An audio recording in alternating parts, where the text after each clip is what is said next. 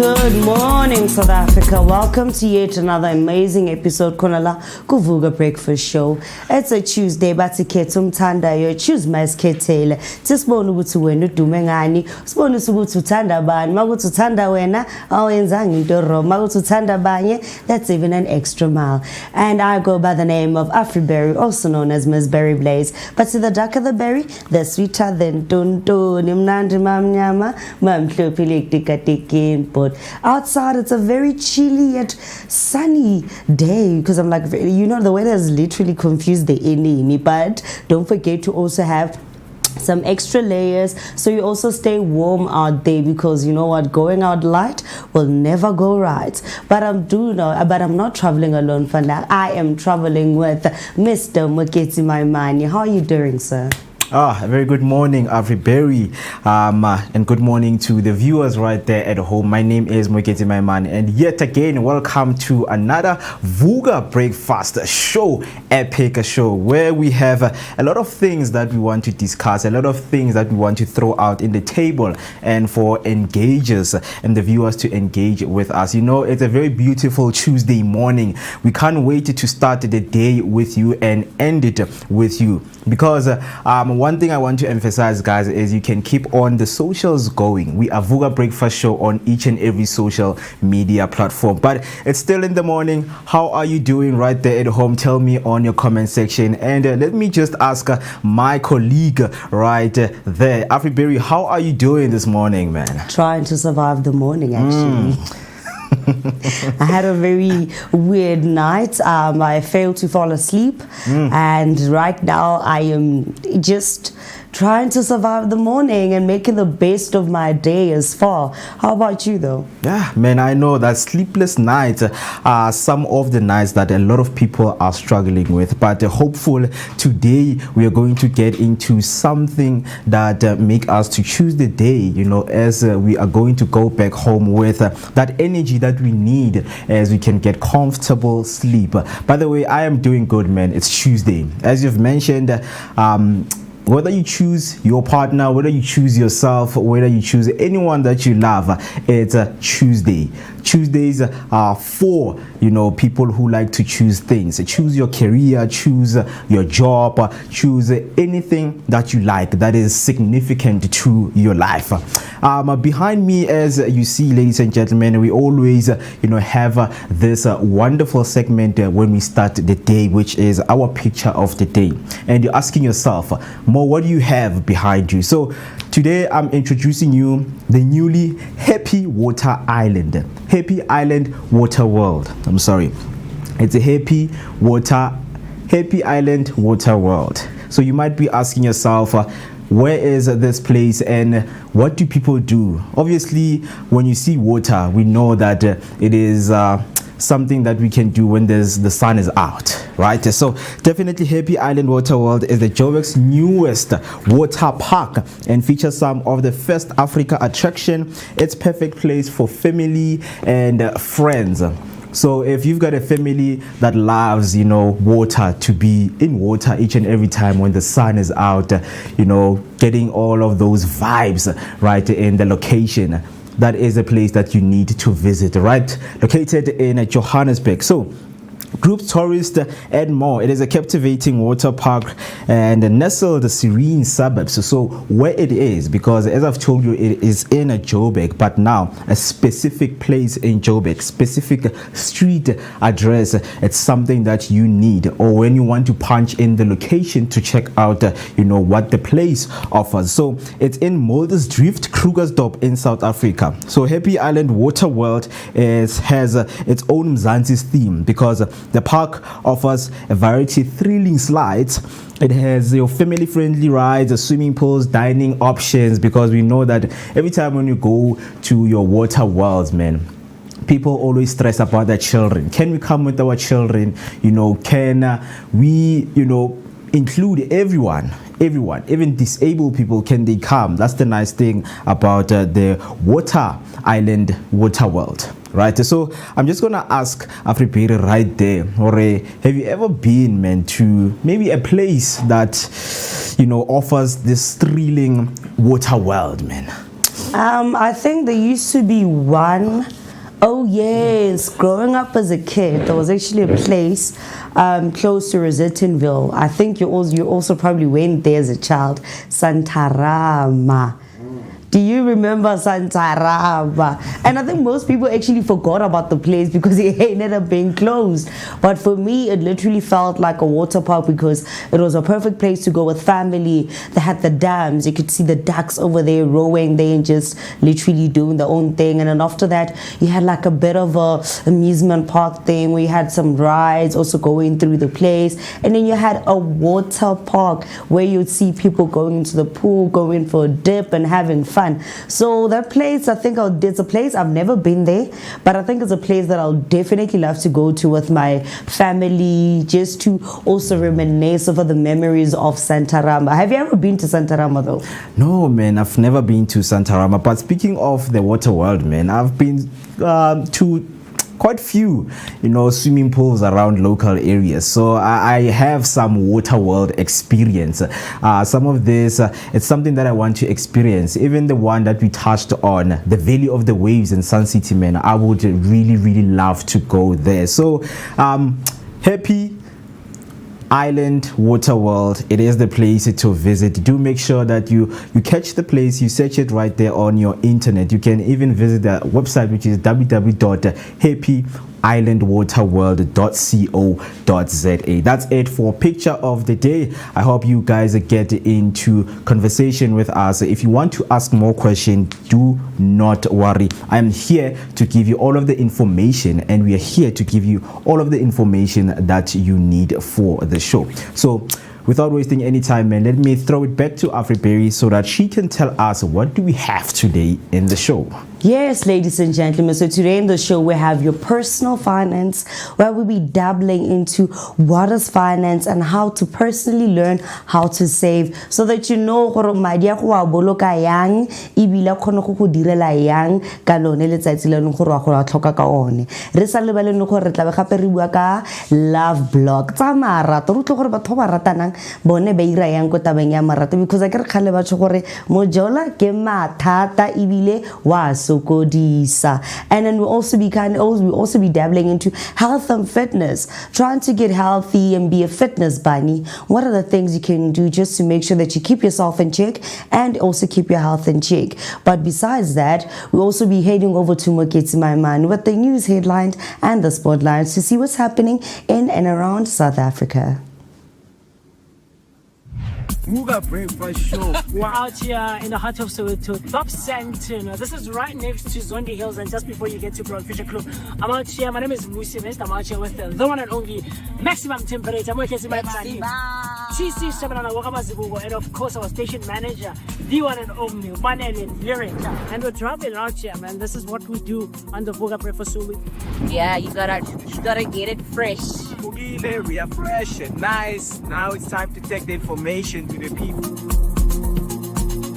Of course, like Mo just mentioned, do stay tuned, comment, like, subscribe, share your thoughts and your opinions and everything else in between. We're going to be coming to a street to do live near you, wanting to know what your thoughts are out there on the street. Of course, we've got TCO Wamazibugo with the traffic update. Right now, we are going to N1 southbound to make sure that whatever that you guys get, it is real-time information. Yes, sir. So, looking at Mukhorosi, we have robots that are not working right here, but the traffic is moving. We're going to look at when is your rush hour time, when people are from the work, or from school, Yes, right? sir. Yes, Gonna sir. give you your daily update. So do make sure that you stay with us. Mobile Vooka Breakfast Yes, Show. sir. I sent you at the least. All right, Mzansi, once again, good morning. And now let's get you on the top of your national news headline. The first headline, IPID probing KZN top cop Mkhwanazi. The Independent Police Investigative Directorate is investigating. The KwaZulu-Natal Police Commissioner Nhlanhla Mkhwanazi, IPID says it's probing Mkhwanazi for interfering with the arrest of a senior correctional service official. The alleged incident took place in Richards Bay in 2023. Mkhwanazi must submit a sworn statement by Wednesday. On the second headline, Ramaphosa to open Banapile Summit. President Cyril Ramaphosa will be opening the Early Childhood Development Leadership Summit in Johannesburg. The Banapile Summit is hosted by Basic Education in partnership with Business Leadership South Africa. It will address a range of critical issues. Among the key topics are the Basic Education Laws Amendment Act. The summit brings together government and civil society. It comes as over 1 million children are not enrolled in any early childhood development programs. On the last headline, Eskom fraud case. The 6 Kusile theft suspect to appear in court. Appearing in the Emalahleni Magistrate Court on charges of fraud and theft at Kusile Power Station, the charges go back to a 2018 purchase of a pump. It was later discovered that Eskom had already procured exactly the same pump in 2015. 2 of those suspects were arrested while trying to leave the country on Friday. Early on Saturday morning, 4 more suspects, including former procurement manager, were arrested. Now, that is all for the headlines. Heading on to sports news, Hugo Broos forced to make changes in his squad. The Bafana coach has adjusted his 23-man squad for the 2026 FIFA World Cup qualifier against Lesotho on Friday at the new Peter Mokaba Stadium. South Africa currently second in Group C with 7-point trails Rwanda on goal difference after 2 wins, 1 draw and 1 loss. The team arrived in Polokwane on Monday and will fly to Ivory Coast on 25th of March to face Benin. Only 9 group winners will qualify for the World Cup hosted by the USA, Mexico and Canada in 2026. On the next headline, Cape Town City welcome ex-Pirates coach in the new coaching setup. The Cape Town City have dismissed the interim coach Musine Etugrala after 9 winless league matches, including a 1-0 defeat to Marumo Gallants.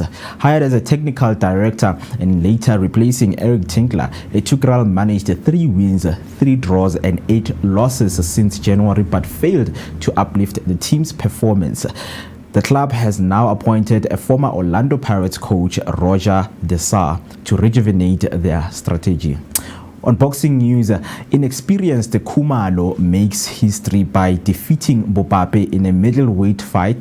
Pigelelani Stinger Kumalo, a former footballer with no amateur boxing experience, made history by becoming the first South African middleweight champion in his 10th professional bout. The 27-year-old defeated veteran John Section 29 Bopape via unanimous decision in a 12-round clash, dropping him 3 times. Kumalo, known for his perseverance, displayed remarkable fitness and determination, securing a loop-sided point victory. Bopape, a seasoned champion, failed to defend his title despite his experience, marking his 11th career defeat. This triumph highlights Kumalo's extraordinary transition from football to boxing. That's all for now. Stay tuned for more news, sports update, analysis throughout the show. Do not forget to share your thoughts on these matches with us using the hashtag Vooka Breakfast Show. My name is Moketi Maimani. Now let's get you prepped with your weather update and your latest traffic update.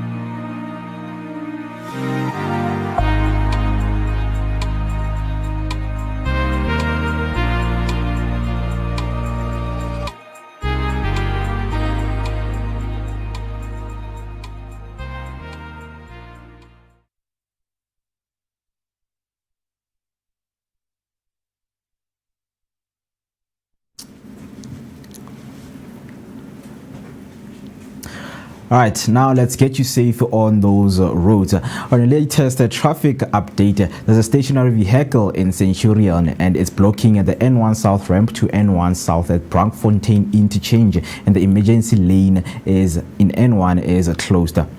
A stationary vehicle is reported on the N1 southbound near the Brakfontein interchange, blocking the emergency lane.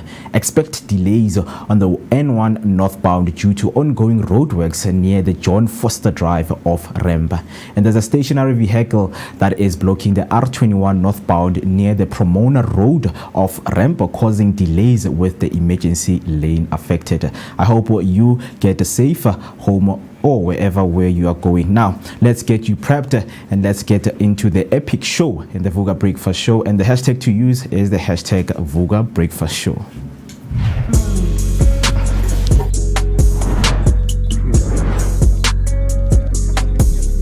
Well, yeah, Shopping Blossom made me. Yes. Wow. You wish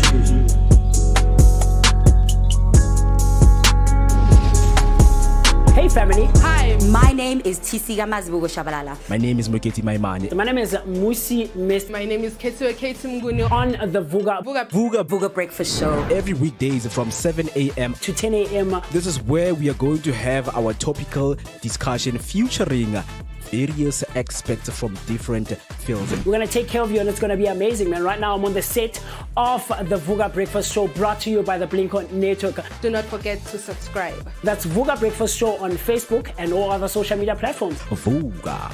See you there.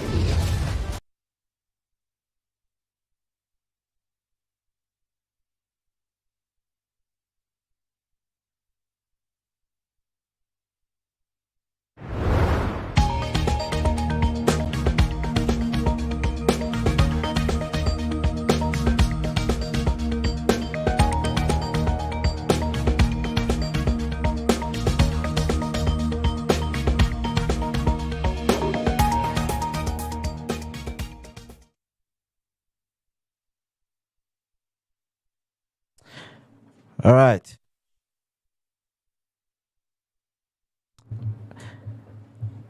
All right, 23 minutes past 7. And once again, a very good morning to you, whoever is watching. My name is Moketi Maimane, and you're watching the Vooka Breakfast Show, your energetic start of the day. Located in the heart of Johannesburg is Soweto Dobsonville. That is where we are broadcasting live. And I hope you guys got those news headlines and sports headlines, because on the top of the hour, we're going to come back again with your recap of what you have missed. So let me just get a preparation, and let me get some shout outs, let me get some hashtag Sivugile, because right now we're about to do this. Your engagement is something that I want to see right now here on my device. Right, let's get those comments coming. Let's use the hashtag. Let us share the live with our loved ones.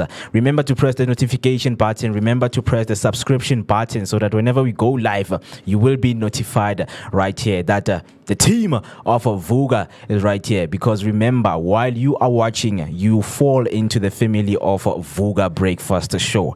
I have Refilo Rasekhanzo on YouTube. Hashtag Vooka Breakfast Show. Hashtag Sivugile. And then I have Razilane Richize. Hashtag Vooka Breakfast Show. Hashtag Sivugile Ama Vooka Amahle. Can we use that hashtag? Can you sign the register for me, please? Signing your register means you give me that hashtag Sivugile. Uti hashtag Mo Sivugile, hashtag Mo. We are with you. And what are we expecting today? But joining me is a beautiful lady right here. Once again, good morning, Afribarian. How are you doing this morning, man? Good morning, Mo. We see Mo wena ona le rato mo life ne ko re vele vele wa kgetho re wena o kgetha wena only one bare hashtag Mo. No. Hashtag Afriberry, hashtag Mo, hashtag Sivugile. You're not the only one here. And I see you flaunting your name out here. No, boo. Yeah, definitely, man. They also need to speak to you. I'm sorry about that, man. You know, I get it. I know it's Tuesday. And we know that you have to choose yourself, man. And I'm trying to choose myself in any way that I can right here. But hashtag Afri and Mo, we are here with you. So definitely, guys, use those hashtags. So when we started the show, man, hey, you told me about you not having a good night. So she said she didn't have, a good night of good night sleeping. Right, so I just want to hear from you guys. How did you sleep? Because I see that a lot of people are suffering from insomnia. So insomnia is the loss of sleeping. So it's something obviously that we need to address here for a lot of people. You know, a lot of us are suffering from insomnia. And what is it that you think can help you? Just when I tell me what is the problem, we can definitely get into our team and get the information that you needed. But did you manage to get, at least some sleep? 2 hours sleep, 2 hour nap? Well, it actually didn't. I think I got on like a 1 hour nap because we had like a load shedding issue. So I literally slept at 3. By 4 I was awake again. Yeah. By 4, I kept like a N. So that by 5 I start taking a bath, and when I woke up around 4 I fell to sleep again. So I literally squeezed in only 1 hour of sleep, and at this moment I am functioning with my mug that is full of caffeine, so that I can stay here and you Vooka and just and enjoy the show with the rest of you. So please tell me, how do you deal with insomnia? Because insomnia is one of the other biggest issues that I struggle with.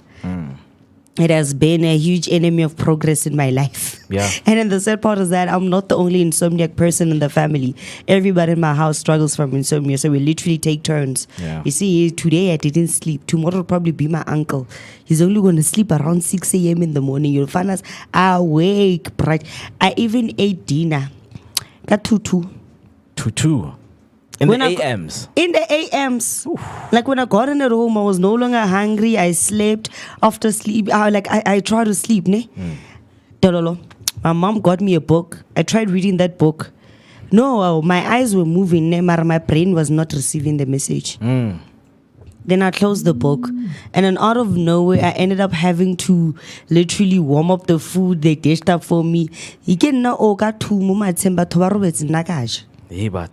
Such is life. Sleep patterns, guys. I mean, sleep patterns are very important because when you look at our parents, born in the 1950s, born in the 1940s, for them, they were told that, when you sleep, man, you actually bringing bad luck to yourselves. But in today's day, we know that life is too fast, man. We are living in a radical changing, anything can change drastically, and life can be as fast as it can. So you definitely need that rest, man, because I've read this article and watch this at a TED Talk. This guy was speaking about how sleep is your superpower. So use sleep as your superpower. But we're not sleeping today, man. Svugile. What I expect you to do is to wake up, because you're not going back to sleep, as we're going to bring you a very good entertainment. I just want you guys to be with us right here. If you are listening, if you are watching right now, do make sure that you let me know that you are with me. I can see some other people are getting on my chat. I have Koketso Mate. Hashtag Vooka. Let's wake up. Definitely. And then Itumelendiale Arsanbo Namavuga Amatle. Hashtag Sivugile Edmo and Afriberry up and live to hashtag Vooka Breakfast Show. Yeah, man, that's what we do. So keep on coming. Keep on those comments are coming right here. But now, speaking of something that we always touch on, on our top of the hour news, we always have headlines that we need to discuss, because it's headlines that actually concern you as a South African citizen. What is happening? What are the news saying? Because the news are important, guys. Let us keep informed about what is happening. As much as we brought you the highlights of the 2025 budget speech by Minister of Finance Enoch Godongwana, there are a lot of things that are happening on other sectors. Speaking of other sectors, I'm speaking about energy-wise, speaking about electricity. Speaking of electricity, I know I'm speaking of a lot of things, speaking of. But yeah, it is things that we need to speak about, right? Yesterday, some of us, we experienced what we call the load reduction. And I'm amazed at some of the people, they don't even know what is load reduction. But when I woke up to the news, for me, they sounded like good news, man, because Eskom fraud suspect to appear in court. some of these fraud suspects, they are the one that we actually find ourselves in things like your load shading, your load reduction, right? So it is important to do some follow-ups on what is happening. People are expected to appear in court this week in connection with fraud scheme at Kusile Power Station in Mpumalanga. It's fraud that we've always had when Diruite was still the CEO of Eskom. He came forward and he spoke about the corruption that is happening in Eskom. He spoke about how people are actually gunning for these maintenance tenders.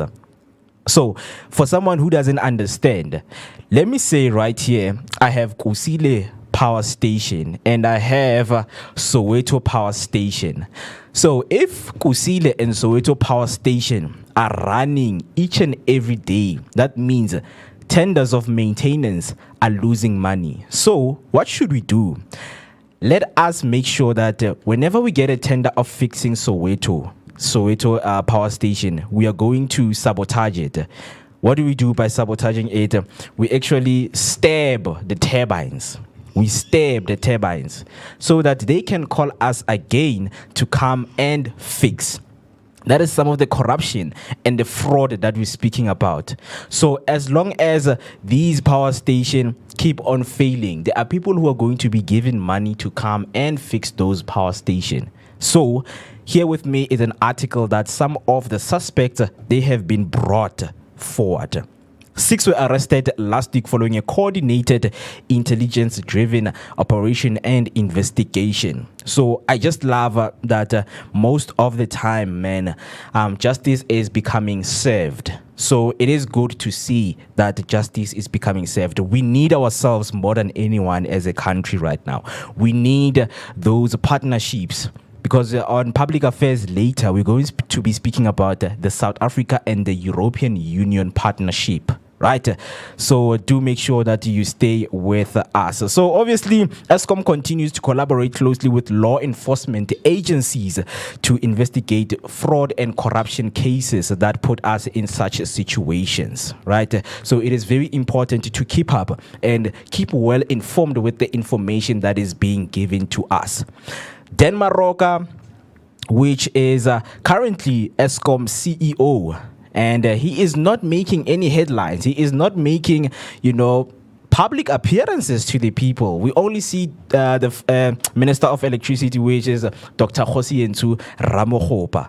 So it is something that we want to know from him. Give some briefs. Yes, you can give a brief of we are not in load shading. 2,200 megawatts have been, regained. But it's something that we always need to speak about. But now, how do you feel about this 6 suspects being brought forward and being arrested for fraud allegations?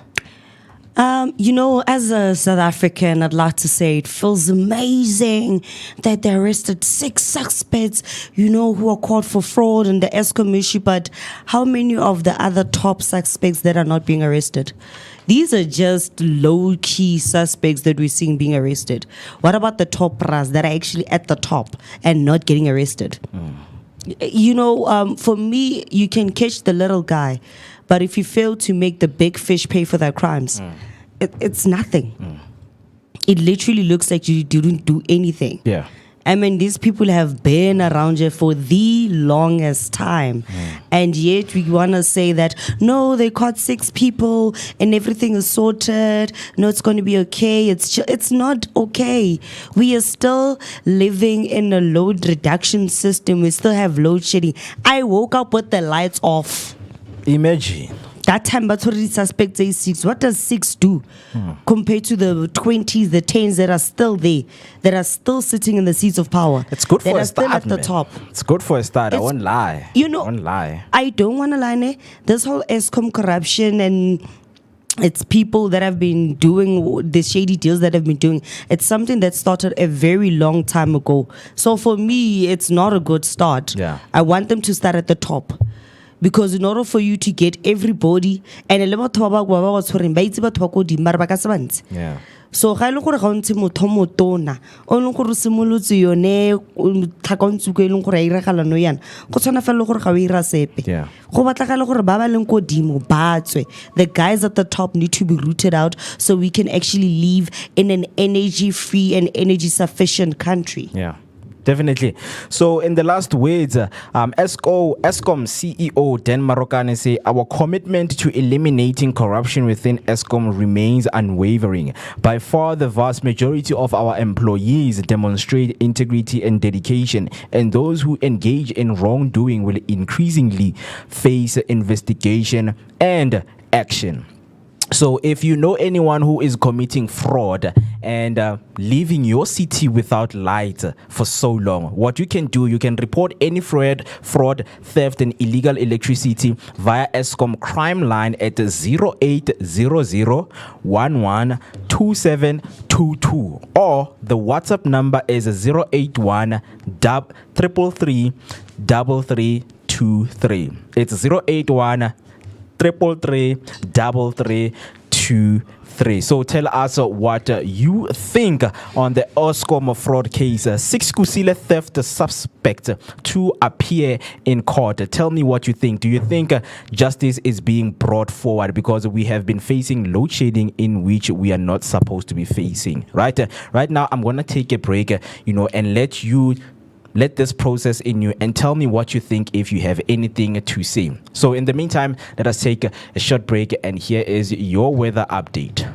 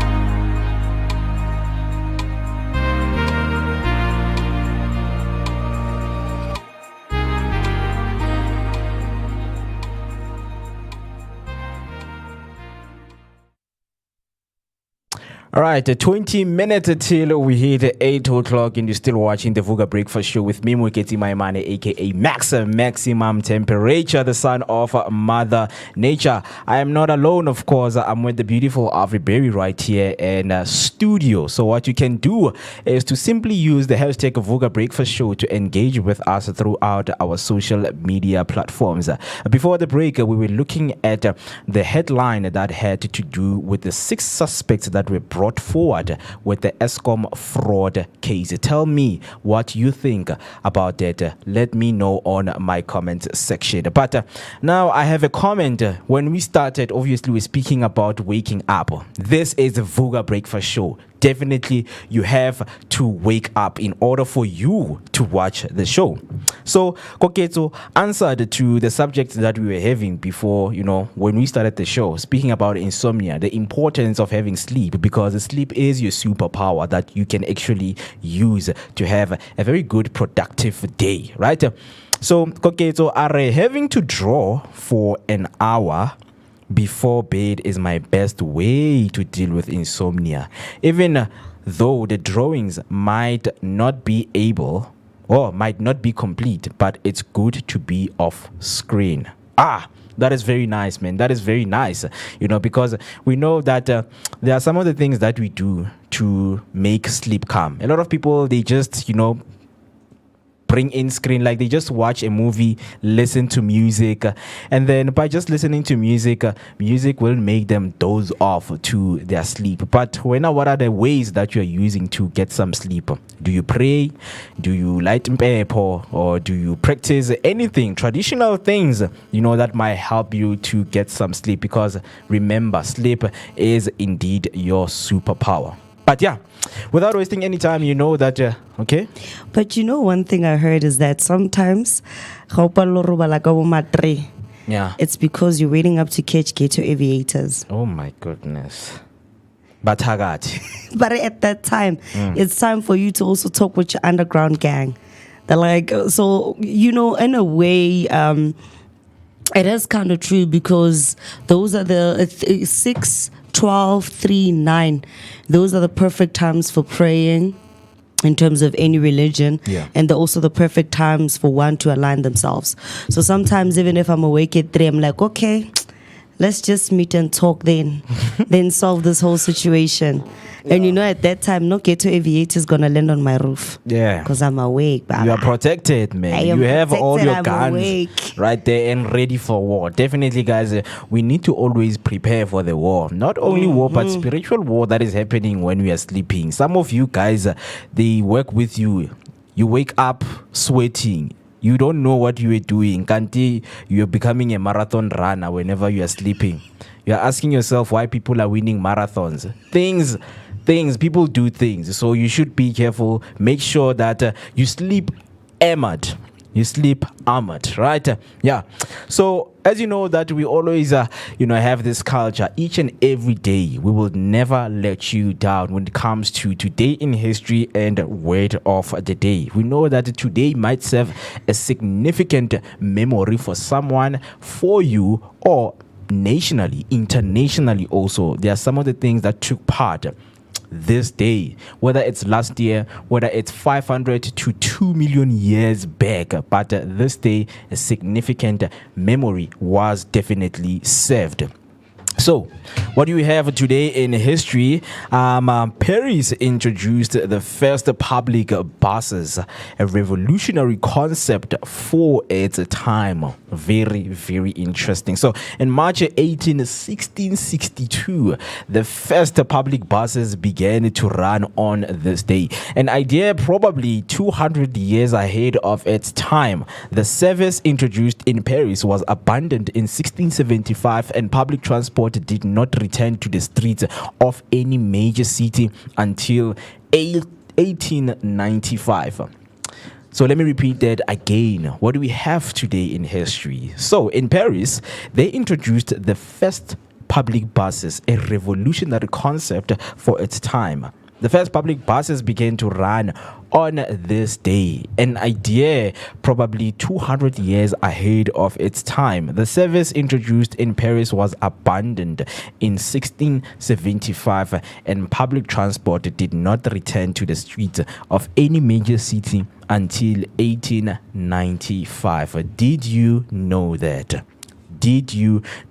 Interesting things that we have right here on our Today in History. So the second one that I have, Wells and Fargo start shipping and banking company. Wells and Fargo, they start shipping and banking company. So what is the detail about that? On March 18, 1852, in New York City, Henry Wells and William G. Fargo joined with several other investors to launch their namesakes businesses. Today, one of the world's largest banks. The discovery of gold in California in 1849 prompted a huge spike in demand for cross-country shipping. Let me repeat that. On March 18, 1852, in New York City, Henry Wells and William G. Fargo joined several other investors to launch their namesake's business. Today, one of the world's largest banks. The discovery of gold in California in 1849 prompted a huge spike in demand for cross-country shipping. Oh, very interesting. On the last one, the first person to walk in space marked a historic milestone in space exploration. The first person to walk in space marked a historic milestone in space exploration. You might be asking yourself, who is that person? Because I said the first person, right? Let me get that into detail. So, on March 18, 1965, a Soviet cosmonaut Alexei Leonov achieved this remarkable feat during the Voskhod 2 mission. Stepping out of the spacecraft, Leonov floated freely in the vacuum of space for approximately 12 minutes. Tethered to the spacecraft by a 5.5 meter long umbilical cord. Oh, interesting, man. Interesting. On this day, guys, Alexei Leonov achieved this remarkable feat during the Voskhod 2 mission. And for 12 minutes, with a tethered to the spacecraft with a 5.35 meter long umbilical cord. Interesting things we have. If you have any significant memory you want to share, you have something. Yes. So today in history, in 1990, in the largest art heist in the U.S. history, 13 works of art worth over 500 million are stolen from the Isabella Stewart Gardner Museum in Boston. Ooh. 500 meter gone of artwork. They were stolen. Bro, it was the biggest art heist ever. So imagine, we've seen art heists happen in movies and only to find out that it actually happened in real life. Yeah, interesting things, man. As I've said, that this day served a significant memory for some of the people that have done that. But guys, I don't think we should be putting heist in these kind of things, right? I beg to differ on that one. I beg to differ, because now we're going to be celebrating Thabo Bester and say, yo, on this day, 2023, Thabo Bester escaped. No, man. No. But moving on, guys, who do we have on our celebrity birthdays? Do you know any celebrity that is growing up today, or are you growing up today? Let us help you to celebrate your birthday right here on the Vooka Breakfast Show by using the hashtag Vooka Breakfast Show. So we have Yvonne Chaka. Yvonne Chaka. Yvonne Chaka is an internationally recognized South African singer, songwriter, actress, entrepreneur, humanitarian, and teacher. Chaka is a legend in South African music scenes and beyond. She grew up under apartheid and dared to dream big. Continue to grow and your legacy will not be forgiven, Miss Yvonne. Happy birthday to her. And then moving on, we have F.W. de Klerk is growing up today. The late F.W. de Klerk, he is growing up today, man. Oh, F.W. de Klerk, born 18 March 1936, Johannesburg in South Africa. Died in November 2021 in Cape Town, and was a politician who, as president of South Africa in 1989 until 1994, brought the apartheid system of racial segregation to end and negotiated a transition to majority rule in the country. May your soul continue to rest in peace, and may your legacy not be forgotten. Wait, did you say forgiven? Yeah. What? Forgot? Forgiven. He said, may you not be forgiven, not forgotten. Okay, you know what? I have two other celebrity birthdays. So today, Vanessa Williams, who is also known for playing an Ugly Betty. is turning 62. And then, as we all know, the queen of hip hop, Queen Latifah, is turning 55 today. Very good. Happy birthday to Queen, the one and only man who served us with very good music. I think the first movie that I watched, Queen, it was Taxi. Very interesting, man. Very, very, very interesting. But yeah, if you know anyone who is growing up today, as I have said, do make sure that you tell us right here. Do you have anyone again? No, just those I two? only have Queen Latifah and Vanessa Williams, and there's also Bonnie Blair. She's turning 61. Yeah. And then we also have an old rock and roll African American singer, Wilson Pickett, born in 1941, passed away in 2006. Today is also his birthday.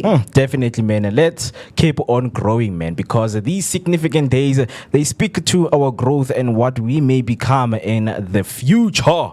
Right, so what am I gonna do right now is to move on to our word of the day. So I have a question here. But how old is Yvonne, man?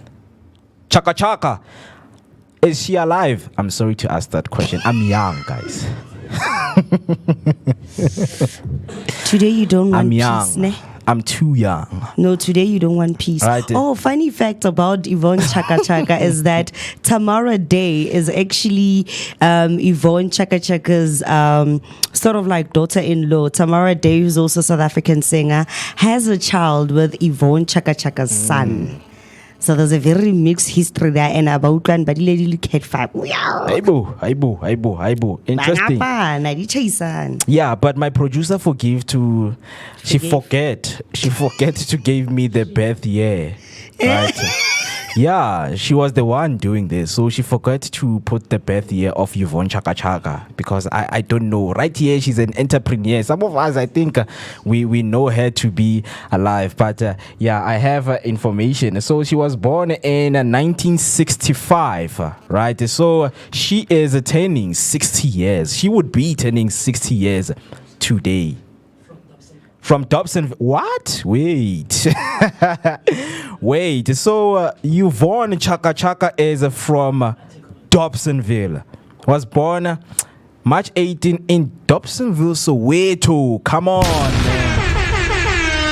What you mean, man? I mean, this was supposed to be brought forward, man, because it's supposed to be celebrated. Maybe we are here in the likes of, continuing the legacy of Mommy Yvonne Chaka Chaka. Maybe Afriberry is the next. And apparently Yvonne she Chaka also has Chaka. like a radio, almost like a radio station that she also does. Yeah. She also has like a radio station that she also does. Yeah. And also talks about different things there. So, when Mommy Yvonne Chaka Chaka is a famous, I gotta happen to Ektaliko Guyani, land of the blood. Ew, Yeah. She also did acting over there. It was nice. Yeah. Definitely, but very famous. it's shocking. I didn't know that she's from here, Dobsonville, man. Which is very, very interesting, man. So guys, you should definitely get some respect on Dobsonville, because we've got some Yvonne Chaka Chaka. Maybe today in history you'll be reading about me here. The maximum temperature, of course. Yes, man. So moving on, man. On a very happy Tuesday, we always have words that we celebrate. We know that every day of our lives we use words, and it's all about how we use the words. So you should be cautious, because people have emotions, right?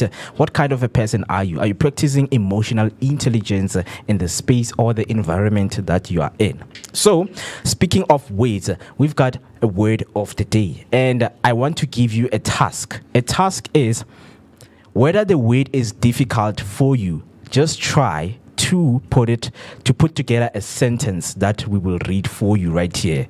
But it must be based on you, because it's Tuesday. So I advise you to choose yourself. Happy Tuesday to you guys.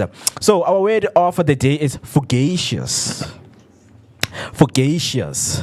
A lot of you have known it as fugazi. I don't know if that's the right term, but yeah, I'm feeling fugazi, right? So let us get into the deep term fugacious, but let me spell it right here for you. Fugacious is spelled as follow. It's Fugacious, right? It's Fugacious. It's fugacious. So, how would you use fugacious in a simple sentence?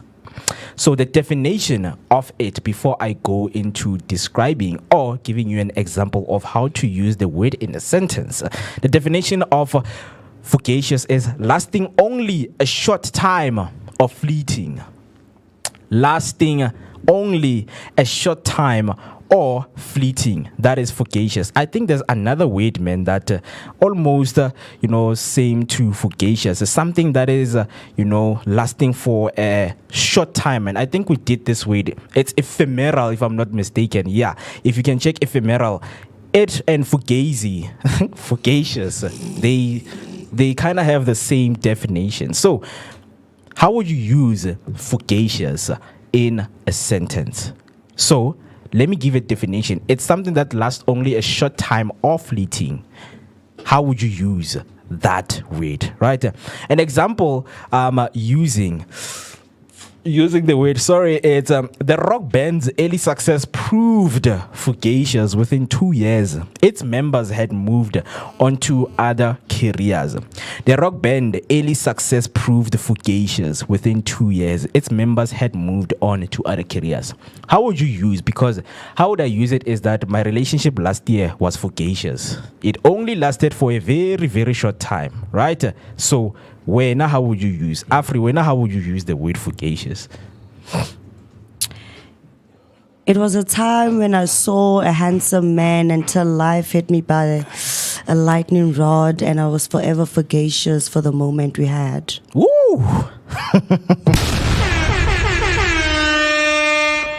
I would vote that sentence or that word as the best sentence we've ever had on the show. Right? Very good, man. But as I have told you guys that I am waiting for you to tell me how would you use fugacious in your sentence. But now, let me go back to you right there at home who is watching. So, I have Zinzi Elizabeth at hashtag Vooka Breakfast Show. Good morning, Amavuga Amatle. Very good morning to you, Miss Mazet. People are actually waking up, and a very happy Tuesday to you, and happy Vooka Breakfast Show.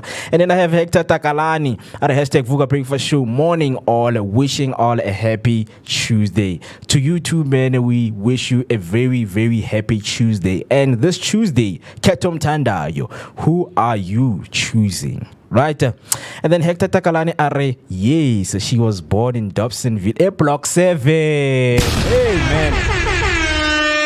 Some of the things are signs why we are becoming superstars, man. The energy is right here in Block 7. If you want to become a superstar, just get yourself in Block 7. Definitely you're going to turn into the next Yvonne Chaka Chaka. Right? Yvonne Chaka Chaka. Maybe Huma Sekela was also born here. Who knows? But it's something that we'll get into. And then Tembimni, a very good morning, team. Hashtag Vooka Breakfast Show. Hashtag Sivugile. Wow. Thank you for reviving us. It is our best interest to definitely penetrate it through your heart and revive those souls for you. Because Mas Vooka, it's, of course, man, a motivation for others to keep on going. Us being here, it's a motivation that whatever that you are aspiring to become, it can be true if you are patient, right? So yeah, thank you so much for that. We really appreciate it, Mr. Tembi. And then at a happy birthday, Ntombi Zotwa Machaka. Happy birthday to Untombi. Ntombi Zotwa, is it Yvonne Chaka Chaka name, or Ntombi Zotwa Machaka is another person? I think it's another person because it says Machaka, not Chaka Chaka.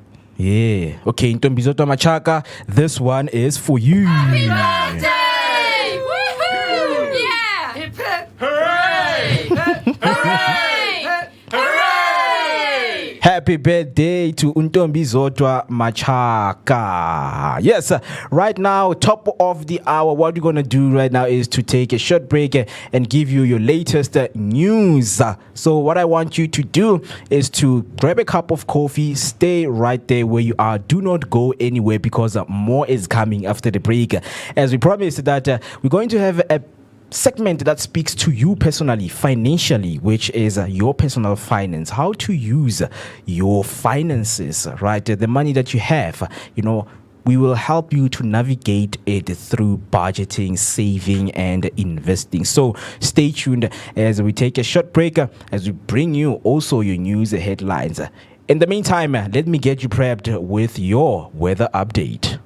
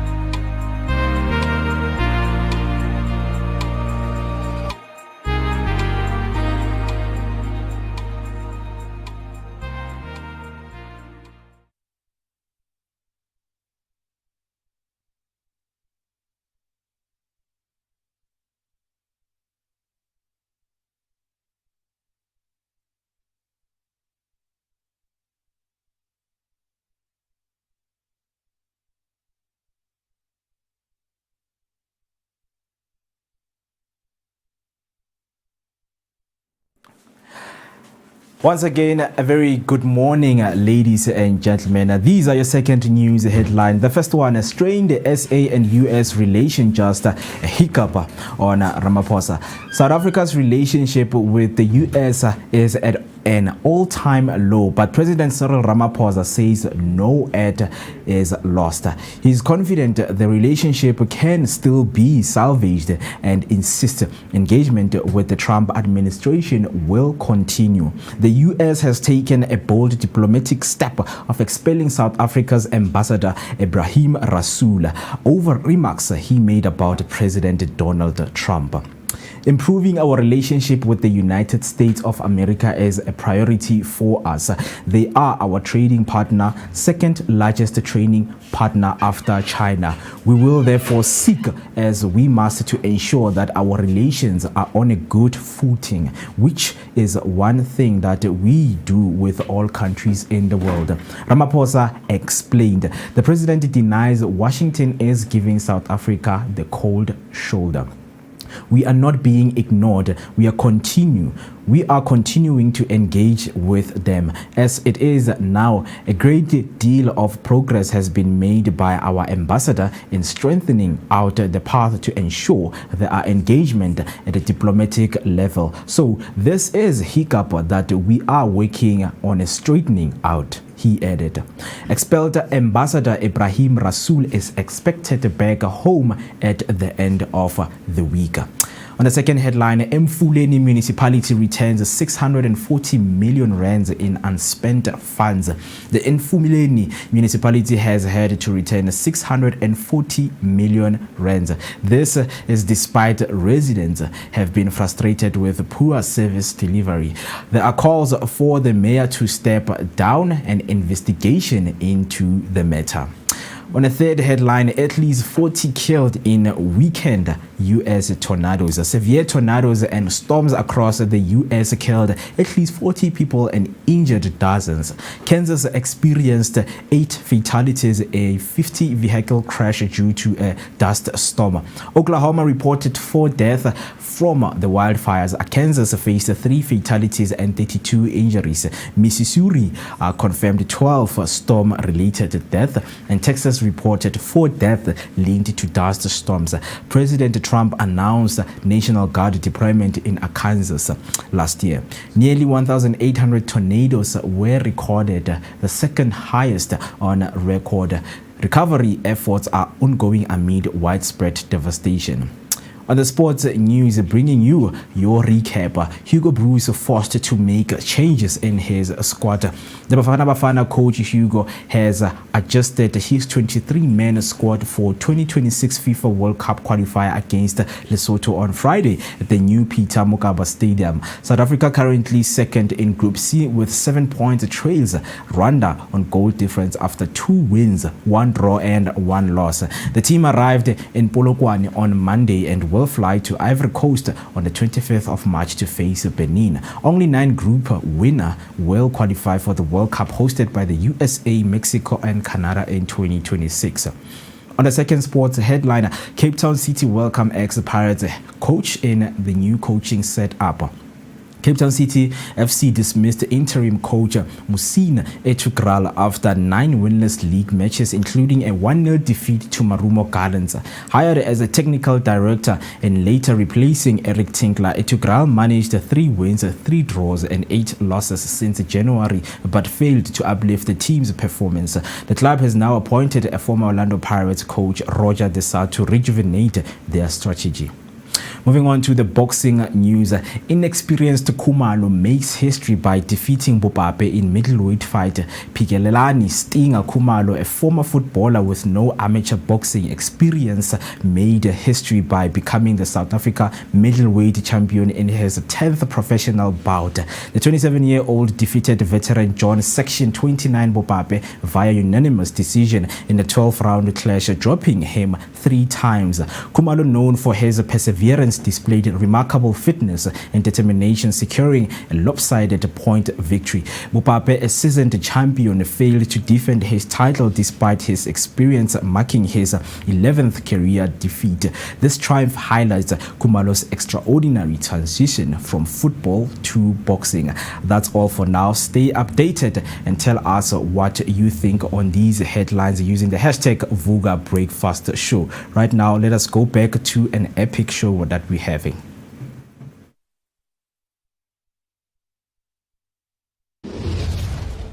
Hey family. Hi. My name is Tisiga Mazbugo Shabalala. My name is Moketi Maimane. My name is Musi Mist. My name is Ketsuake Mguni On the Vooka Vooka Breakfast Show. Every weekdays from 7 a.m. to 10 a.m. This is where we are going to have our topical discussion featuring various experts from different fields. We're going to take care of you and it's going to be amazing, man. Right now I'm on the set of the Vooka Breakfast Show, brought to you by the Blink-On Network. Do not forget to subscribe. That's Vooka Breakfast Show on Facebook and all other social media platforms. Vooka. See you there.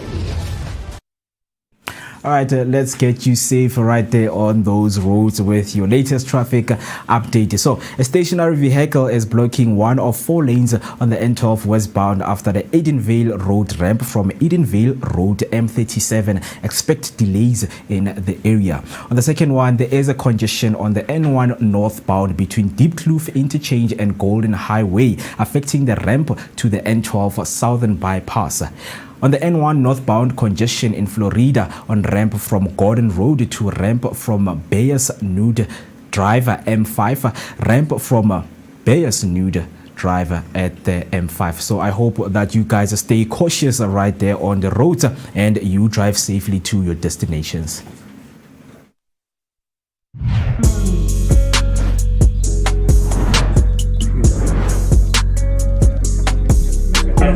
Well, yeah, Super Blossom memory. Yes. Wow!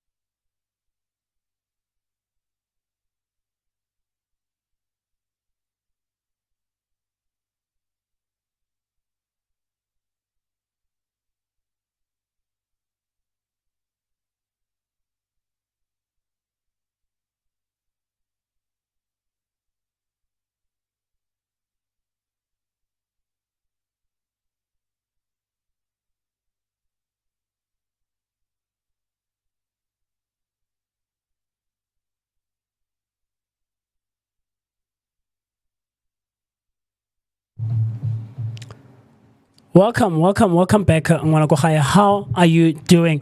I hope and I trust that you're having an amazing morning thus far.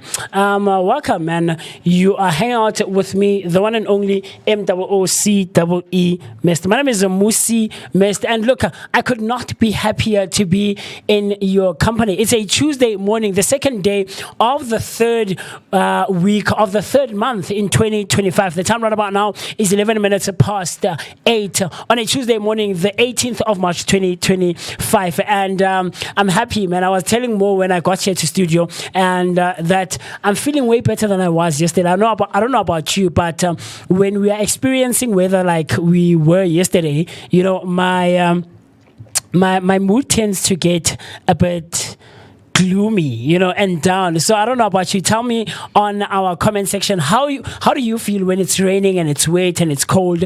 I'm one of those people who completely hates it when it's like that. Like it affects my mood, it affects my productivity, and it just affects my overall demeanor and energy that I put out into the world and into the universe. But I'm happy that today we're experiencing slightly sunnier weather.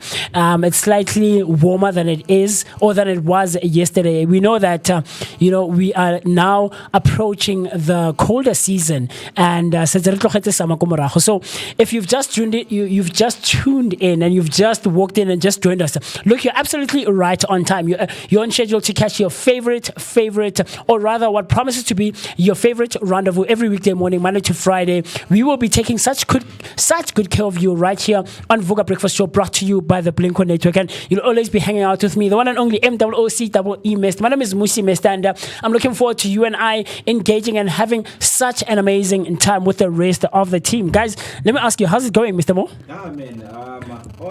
All has been well. Yes, sir. Let's your mic. There we go. Oh my God. There we go. Sorry about that. There we go. There we go. Yes, there we go. Those little technical errors. Yes, sir. But yeah, Yes, sir. You had to fix them. But yeah, man, answering your question, man, all has been well. And yesterday I was actually feeling the same way you were feeling because you know, I wake up, you know, a little bit under the weather, man. And on my way here, man, truly speaking, I felt like my heart was pumping so slow and I couldn't understand what was happening. Yes, I can imagine. Yeah, until I got here, I know, as Ms. Timbi said on our comment section, yes, sir. Thank you for reviving us, man. I was revived by just being here because, you know, their appearance on our socials, man, it literally makes a difference. Yes, the engagement that we have from everyone who's coming through. Yeah, yes, so, sir. Yeah, man, I've been wonderful. And thanks, man, to Vooka for giving us this opportunity. Yes, sir. Yeah. Yes, a lot of people might think we actually, you know, playing here, but guys, it's definitely bigger than us. So I am actually happy to be here and, you know, joining you right there at home with the power of technology, man. I'm speaking with you through this lens right here, and you can speak with me.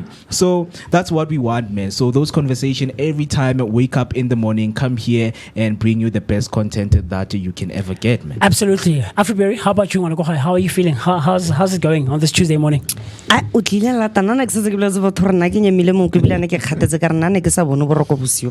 what happened? Why could you not sleep? I had a bit of an insomniac episode. Okay.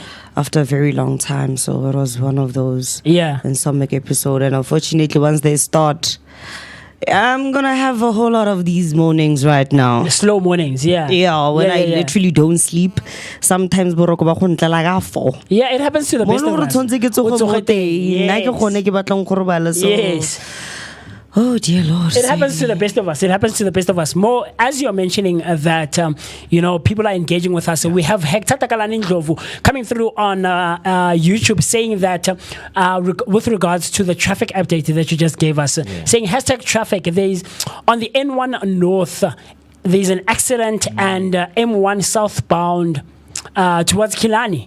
Towards Kilani. So we love that engagement. If you are on the roads right now and there's anything that you are experiencing or seeing, we would love for you to engage with us and tell us all that's happening on the roads, because we'd love for everyone heading to work, to school, or wherever you might be going to be safe and cautious on the roads. Yeah. So guys, definitely, man. You know, as I was getting ready this morning, and I'm heading to work, and I was coming to work more. I'm thinking of something, right? Okay. We've all been in high school, right? We've all been in high school, and we completed our matrics and stuff like that. So as I'm watching these kids by in the morning, something comes to mind. Yeah. When we were in matric, or when you were in matric, did you go to your matric dances? Yeah, of course. I remember the last time we spoke about it, we were off air and we were just hanging out here in the studio and comparing our stories. What happened when I look at matric and you went for your matric dance. So, did you guys go for your matric dance more? How about you? Hey man, speaking for myself, definitely I had a very splendid time on my matric dance. Man. Yes, sir. It's something that it will always be on my memory lanes, man. Yes. You know, because obviously it's that last day, man, where you get to enjoy the hard work that you've been, putting into the table throughout the year. So I gotta tell you, man, 3 days, those 3 days were the best of our lives. You guys went for your matric dance for 3 days? 3 days, man. We went to this other resort in Pretoria, and man, it was a very good weekend. Yes, sir. On Friday, we got there, got a very warm welcome. Man, Oh, wow. and stuff right there. But some of the things, yes, they were questionable, man, because our room was full of water, the shower cap was off, so wow. So the venue was not necessarily in the best of conditions. yeah, it was not, but it's these things that make us to come out of our comfortable, zone. Whereby Ntwana, I see you have extra beds in your room. Can we take the bed? Because there were 4 of us, in the room that we shared. We shared the bed with my friends. So we had this bed, and on the first night, man, it was epic. Man. I can imagine. It was very epic. But yeah, man, those 3 days, heading up to the dance on Saturday. Oh, yes. Tell me about that, man. The walk on the red carpets, everyone looking very nice with their outfits, man. I will never forget that day. And till today, man, I still have those pictures, right? And I would like to share them with you when time goes. Yes, when time permits us. Yeah, yes. I love this because as much as they're getting to know us, maybe on social media, we will have that section where we say, give us or send your picture. Your pictures, if you Right, did in go to for your matric dance. Yeah. So, man, Saturday we hit it up. There was an after party after that. Yeah. And the next day, obviously, it's us saying thank you so much, guys. It's been very wonderful. It's been amazing. Yeah, but it was very, very wonderful because I was prepared, man. One thing I would tell you, and I think we should give talks at schools, man. About? I think we should go to school and give talks on how, learners can prepare for their matric dances, man, on what to expect. Because that time is for you to go and enjoy with your friends. Yes, sir. Right? It's not to go and think about, issues and problems that you have at home, man.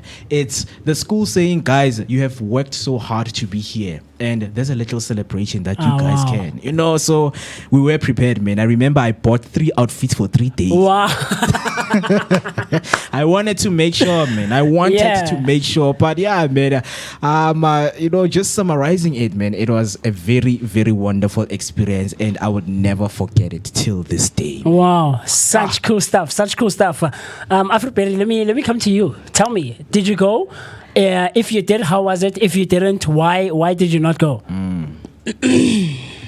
Sounds like a story. You're even clearing your throat. Yeah, a novel. Can't wait. I'm ready, man. One day, ne? Nane ke kena matric, Yeah. So skolo sa ka ne ra ya campong wa di tseba di camp tsa sip. Yes. And ke le campong ya sip before campong ya sip ba re mo rona there's not going to be any matric dance because the matrics are going to the sip camp. Okay. So I went to sip camp and then others didn't go. Mara chigi. Tina we there at camp, baba. Can't the ones that didn't go to camp? Bona they having a matric dance. Wait, wasn't SIP supposed to happen June? When was your matric dance? Let's the matric dance was like in October, so just before the finals, right? Okay. So you guys went for SIP camp in October? Yeah, that's what our school did, bro. And then kobla like bona Joe. Hey, bar buchara bar dribula.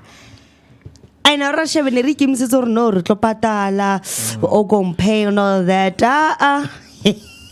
So while some of you guys are at camp, yes, we are at the rest of the camp, we are matrics learning. are going for matric dance. No, that was so bad though. Never have I ever seen such a try. It's late, so now we're like reversing go campo. Facebook, but poses. But post that internet. On flick, kitty make. I'm like, how? Kanti, where are you guys?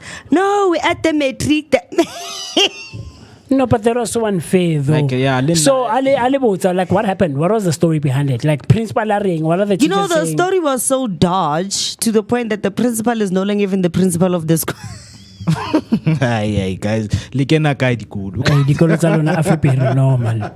Ke tlhole ke bua ka Millionaires. Wa bona Millionaires re tlhole re bua ka yona. Cats ka sia lona mfethu no man. Guys, anyone who's from Millionaires, please tell us, is this the trend? Maybe is this a thing? Maybe in the schools? I'm going to say the principal's nickname, not his actual name. Okay. But when I can get area, ka ba motse bore tsebe na sna pelo. Utlwa ka Tsebe bile lebitso na fela sa tlhole le tsebe. principal. Utlwa ka lebitso fela tsebe. Principal tsebe. Tsebe is the nickname. It's not even the actual Yeah, name. I mean, obviously when the kids are mocking him and stuff, but I know principal loka get tsebe. Kolelo re ne re tshwere principal o pike. One more. Guys, man, no, that was unfair. But I went for my matric dance. Yeah. And the experience, man. How I'll tell you, when we were writing our finals, because the nice thing about my school is that our matric dance happens after our finals, Yeah, right? yeah. It happens after our finals, and when we were writing our finals, so those subjects that every matric has to be there. So this is maths, this is maths, English, or maths and the languages. Yeah. Because LO go finaling and then we split when we write our different subjects. So we're preparing Rakwala. So as we're writing our finals, they keep encouraging us, guys, come pay for matric dance. Come pay for matric dance. I remember there was about 100 and something matriculants when I was in matric. Only 13 kids paid. 13 out of 100 and something. Only 13 paid. It wasn't until my matric dance was on a Tuesday. Our last paper, as matrics, was on the Tuesday before, right? So they collect our scripts officially. Yeah. Matric is done. Skolo is done now. Well, yeah, it's that day we were writing shirts and stuff like that, you know. And then so after collecting our papers, they're like, no, guys, sit a bit. We want to talk to you. But only 13 of you have paid. Only 13 of you have paid, and we're encouraging everyone to pay. If you're not going to pay today, you're not coming to the matric dance. Yo, chief, and we're all skeptical about it. Man, matric dance, yeah, man. So tata le mali, man. So bonus is I'm telling you, understand the day. So chaiva tinanga le mali. Can I tell you when they said that? Line in elikana, Afripir. But no, I'll pay tomorrow. I'll call. People are calling their parents on that day, bruh. No, I remember I called my brother. No, if we don't pay today, I need to go. But prior to that, I had asked this one girl. And I had a bit of a crush on her. She was a nice girl. So I was like, look, man, if you wouldn't mind, I would love for you and I to hang out dancing. Yeah, essentially. She's like, I don't mind.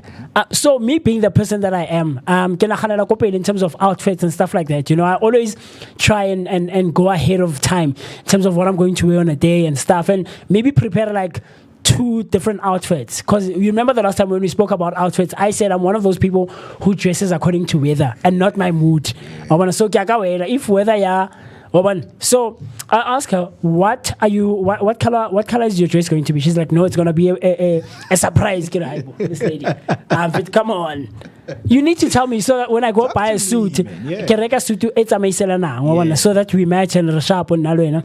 She's like, no, Musi, you'll see on the day.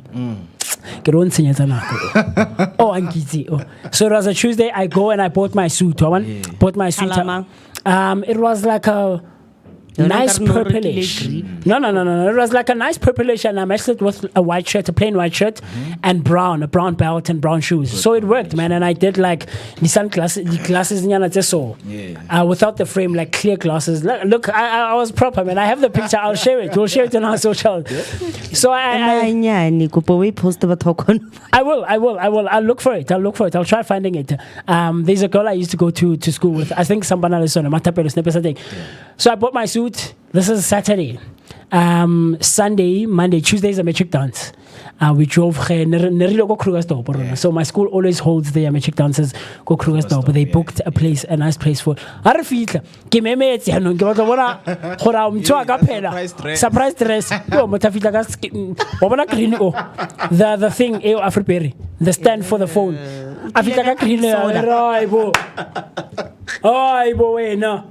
This lady, I can say mask. So she was she going for a ball? She was her theme, her style for that day, and it was like a ball, those types of things. And you could Exactly, I could have done the same. Exactly. Surprise for a reason. No, man, but okay, it's a surprise. It's sharp. How about that design style? It's the color. The color, exactly. So you guys can also correspond. And then okay, you know what? I want to be mysterious for our dance. Yeah. So we're gonna me and you like have a masquerade theme. And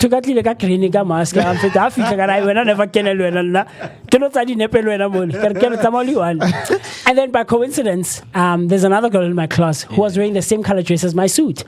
By pure coincidence, and that's the only picture that I still have of my metric dance. And so I walked with her, and it was as if her and I had coordinated and told each other. So it was so cool, man. And I always encourage these kids, guys, go for your metric dance. Even I the promise parents, you. man. Even Yes, the parents, yes. must let the parents know that every child deserves a metric dance experience. Definitely. According to my Tell school. me, like I would tell you, in terms of the planning and the coordination, you will be surprised at what your kids can do planning for this day. Mom, this is what I want to be looking like on this day, and that also will bring that relationship, a daughter and mom relationship, or daughter and dad, whether it's boy or mom. Yeah. And yeah. For ours, an interesting thing is that Rona, when we went to our metric dance, we were expecting these, groovy girls, but Okay. like we know already these ones are going to bring vibes. Yeah. People are going to bring vibes. Yes, sir. Yes, unfortunately, man, we went to metric dance Libanaba, it's on science. Oh. I tell those you, classy I tell you, withdrawn girls. every morning they brush their teeth. They went to bed with their gowns. Aye, man. They bathed.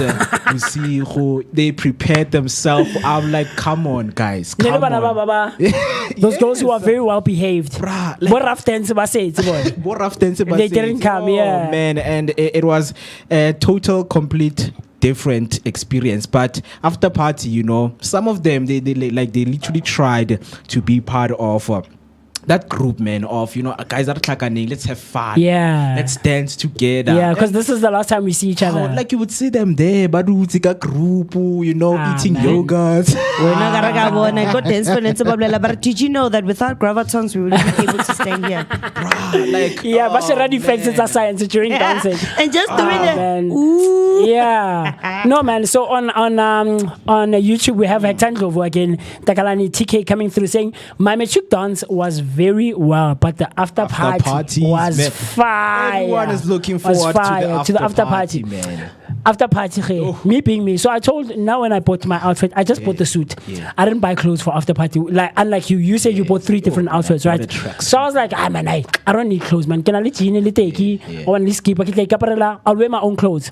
I went with a bag. Obviously, you'll have a bag where you'll put your clothes. Can I tell you, I didn't even wear that outfit. We got to the after party. I remember there was this one guy, he's from Kagiso, but his grandmother is from Motopsi. Ginger. Hey, was that something? yes, mama. Ginger thing. Ginger Ale. Yeah, man. So Ginger and I had so much fun. Like the after party was crazy, but in turn was that we were split. So there's a group that said they'll have the after party somewhere in Randburg and stuff. So we didn't. It wasn't coordinated nicely, and for us it was close to where the venue was for the actual reception for the for the magic dance. So, but other than that, we had so much fun, and I always encourage these kids. When we have conversations with the guys, go for your matric dance. I promise you will not regret. Because Manababa said, hey, man, after party, there are those talks, man, because I remember in the process of paying, so a lot of guys because every time when we write exams, there's what we call a kind of king pens down. Yes. So a pens down happened, and obviously the parents were expecting good behavior towards the matric dance. The pens down, man, a lot of guys ruined got a lot of things. Sucked out, man. Yeah, because they misbehaved. Punish you.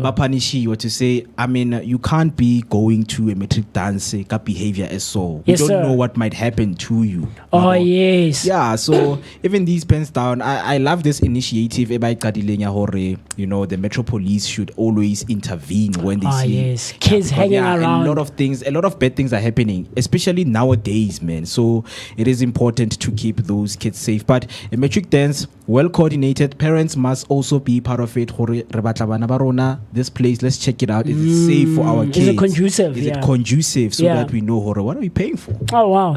Afripere, you were saying no batla khotso. So now because one go saga, yes. My because I don't get a chance to go to matric dance, right? And I bet nobody gonna take my grown person full body like me to matric dance. So my bucket list. If you skip the matric dance, guys, follow me on Facebook. Let's get together. Let's shop a masquerade ball. We'll just have our own masquerade ball, because I even bet that the school that I went to after that matric dance, they never had a matric dance. Really? That year was the first matric dance at school was in. When you guys were in matric. Joe. No, but when you got to the high school, when you got to school, okay, go high school. No, was not matric dance. I all the way till you got to matric. We tell like if it's a matric, I go two twice in an matric. No, but that was unfair, man. That was unfair. I guess you go maybe scholars and they like hopefully hostile. There's a banana drama, so maybe. But I'll tell you, there's a new trend, Afripere, that's happening. That I heard of a couple of weeks ago, and that's why I was thinking about this. When I was making my way here, in the morning. My cousin says that he's already planning for his nephew's matric dance. So apparently there's a new thing that's happening that the day of the dance. So the dance happens later on again. Late afternoon, early evening. So around 5, 6, and then the thing starts. Or 7, the thing starts, right? He says what the kids are doing now is that earlier in the day, they meet up. Bakopana, maybe we go to Afripere's house or we go to Katz's place, and Katz, it's like a pre-party type of thing. So decorate, they're gonna have like a green or red carpet from mall, and then they'll have like a booth for photos and stuff like that set up.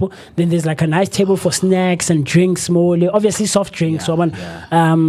Because I'm assuming sampling so there's like a table for snacks and drinks, and then you guys actually come wearing your actual outfits for the day, and you take pictures prior to the actual dance. So more boothing, you'll take pictures with your friends, or if you guys have dates, the dates are and take pictures, and we hang out for like 2-3 hours. So if we're going to leave around 4,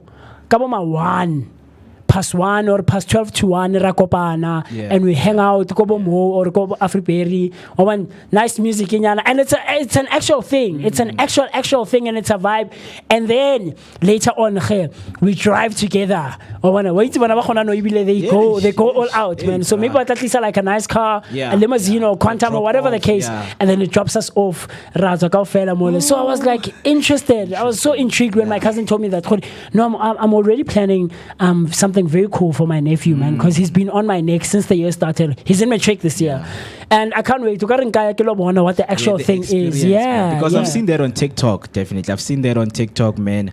Because it brings the experience already. You know, guys, this thing, it's not about flexing, but bringing those different characters to us. Yeah. Because when it's like a uniform on face, you don't know me with different outfits. Yes. So this is me, bro. Like, meet the new me that you're going to meet on the outside world, right? So As adults now, yes, yeah. as adults, it prepares us for that. So, man, it's what these kids are doing right now. It's Very very, cool. very Very creative cool. and very cool. Because Yeah. Kabona Hector Takalani on YouTube, I had two outfits. Me and you, Hector.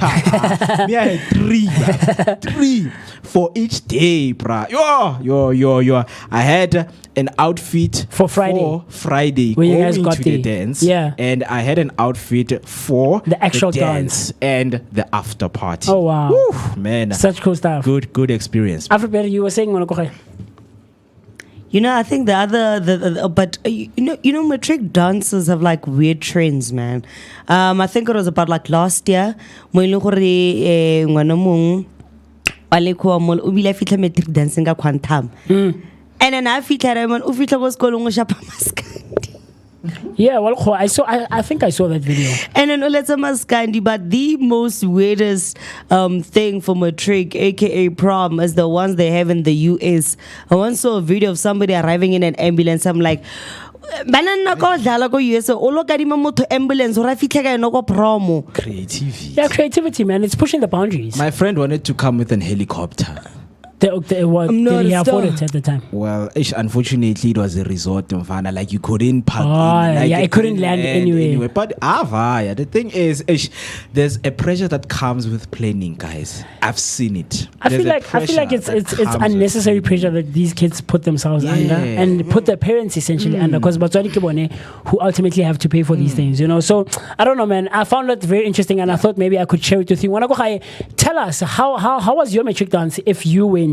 Was it a great experience? Did you spend the weekend there, a couple of days like Mo did, or was it like a one night thing like myself? And You never went there. Oh, you didn't go. If you didn't go, why didn't you go? What were the circumstances that prevented you from going? Was it a personal choice that you took, or I'm not interested? Or perhaps there were circumstances, maybe in terms of finances, or maybe perhaps and they bamboozled you guys into not going. You were at camp or something like that. So would love to hear your engagements and everything else in between, your thoughts, your opinions as to what do you think matric dance should be. Would you encourage your child to go? Are you not willing to pay maybe for your child to go? Do you have a niece or nephew who is in matric or who's been matric where you were involved in their matric dance? I would personally encourage please, by all means, parents, let's make means now. It's March and the matric dance is still quite a couple of months away and it's still quite a ways away. So I encourage, if perhaps you are in matric right now and you're watching, go. I promise you, go to your matric dance and you will not regret. Banale, coming in on YouTube saying, in grade 7, I had a prom ball. Oh, wow. Prom ball, also known as farewell. Farewell. We didn't have a grade 7 farewell. You didn't? Yeah, they said we were misbehaving. We were the first grade 7 class actually in my school. Like Lona. So, you said, Baba, you were punished for misbehaving. So throughout the year, they said we were misbehaving and we were denied a grade 7 farewell. They saved you right, man, because no one deserves saved us right. Yeah, no one deserves anything good, guys, with misbehavior. With misbehavior. No. Man, but it's arguable, it's debatable whether we did or grade not. 7 Did you there was the journey towards me cutting my hair and going natural. Oh, I see. Grade 7, I showed my grandmother frames. Was she not angry? Were you one of those kids? I mean, it makes sense. I man. cut it Farewell all to your hair. back and I cut it. So she was like, hey, I'm like, told me. It's a primary high school. There needs to be a change. Oh, I see you. Kalon's on direct, I'm a girl. Now there needs to be a change now. Come grade 8, stop relaxing my hair. And you had cut your hair off? I stopped relaxing it. So I had like the ingrowth coming out. And then halfway throughout the year, I cut it. After I grew an afro. And then come grade 10, okay, I see you. so I did like a whole lot of things. And then I went bold for the first time in high school. After that, I grew my hair back again, went into an afro, and now I am almost 2 years bald. Oh, I see you. I see you. Granny understood the assignment because it's farewell, man. So farewell to your hair. Yeah. Yes. And it's the end of the year. No, yeah, she only Mama. understood later on because she had a fight with me. So I went with a bob and I created bangs on my hair. No, very cool stuff. So we'd love to hear your thoughts, your opinions, and everything else in between. Do engage with us across all our social media platforms. We go by hashtag Vooka Breakfast Show. Would love for your engagement, or would love for you to engage with us and tell us what your thoughts are regarding all things matric dance. But for now, let you and I go grab a cup of coffee, a glass of water, and let's pay our bills. We'll see each other after this cool stuff.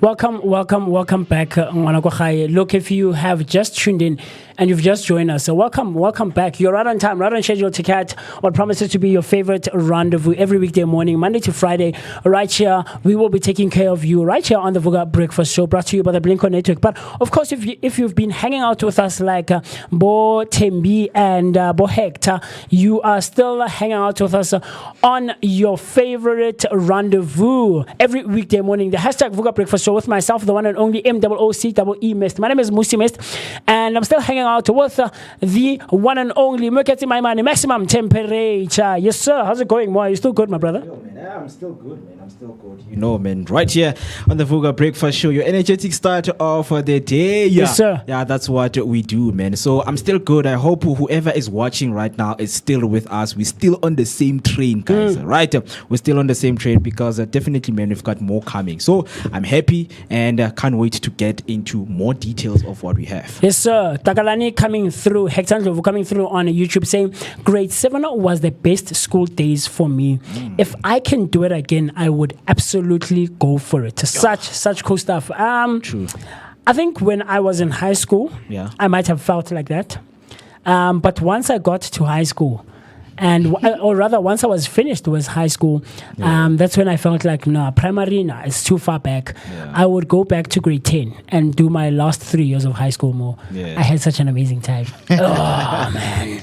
high school for me, like, look, man, it had its lows of obviously, but for the most part, man, no, from grade 10 to matric, hey, that was the best time for me. So on a Tuesday basis, on a weekly basis, on Tuesday mornings, we take care of you with regards to all things public affairs and all things personal finance. So right now, I want you and I to get into the conversation of how you handle your personal finances. Last week, we had Osvaldo taking us through some of the things that you and I can try to apply when navigating and handling our personal finances as adults, as individuals who are in the workforce. So what is your thing? How do you take care of your finances? And he gave us hacks, Mo, and he gave us tricks that we can try to implement whenever we have money either in our hands physically or in our bank accounts. So let me ask you once again, Mo.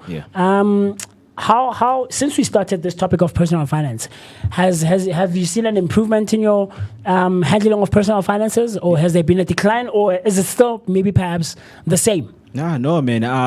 Of course, something has changed because I have developed what we call financial sensitivity. Oh, wow. Right? So I have started to pay attention to myself as a customer, right? So each and every time when I spend money, I can, I jot down everything that I spend that is above 100 rands. I actually write it down, so that I can track my expenses, because it is very important. I've seen how, back in high school, man, I would buy so much airtime to a point that when I look back, man, I saw myself spending over maybe one point something on airtime in a month. Wow. Right?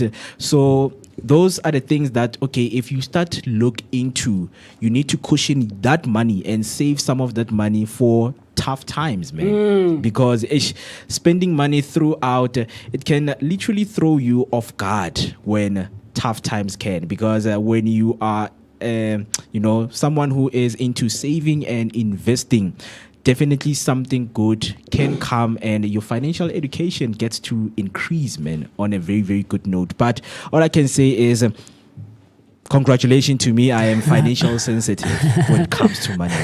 Right? I love it. I'll tell you, as an adult, I don't know, man. I haven't gotten to a place or to a point where I can safely say that, I'm great at handling my personal finances. I think I still need quite a lot more information and education. Essentially, last week we touched base on financial education and financial literacy. And those are some of the things that I'm still struggling with myself, but I think as time goes on, I will get a better handle on it and get to a point where I am savvy about my expenditures and just how I generally navigate and handle personal finances. So Wanakohai, tell us, man, as someone who is in the workforce, as an adult, maybe you have kids, you have priorities, you have goals, and you have responsibilities. When month end comes around, how do you handle your personal finances? Do you have a budget? Are you financially savvy? Do you have, are you an investor? Are you someone who invests? How are your saving methods? Are you good or are you bad at saving? So those are some of the things that you and I are going to be getting into right now. But before we get to that, the last time we talked about personal finance, I touched base on something called the 7 steps of financial planning. Okay. Right? So when you have money, these are some of the things that you can try and apply. And we're going to go into some of those right now. It says here, establish your goals, right? So have clear goals as to what you want to achieve in the near future and in the far future, right? What are some of the goals that you want to see happening, right?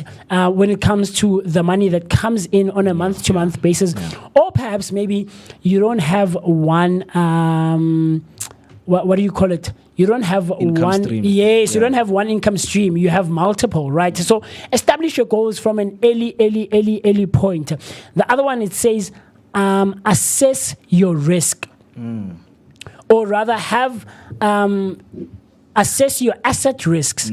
So try to figure out what are some of the things that you hold dear to you or you prioritize over the others, right? Yeah, So yeah. assess those risks and see how you can navigate the space of when things come, or because we know life here is a hala. So when True, things true. happen in your Anything life, can happen. yes, have you planned for it, or are you finding yourself on the back burner and you don't know how you're going to handle it, and now you have to start borrowing and asking for favors and stuff like that. The other one I have here says, analyze your cash flow. Like you mentioned, gore you wena no reka airtime. Yes. Yeah, definitely. That one is very important because when you speak about cash flow, a lot of business people will actually, find themselves into, relating into that subject. Hore, cash flow is something that is very, very important in a business. And now, how do we analyze cash flow, right? So, because when we speak about saving and investment, we know that those ones are two sides of the same coin, right? So each and every time, whatever that you're doing, whenever you are assessing and you're looking at how your cash flow is going, look at the savings for the year, look at the investments of the year.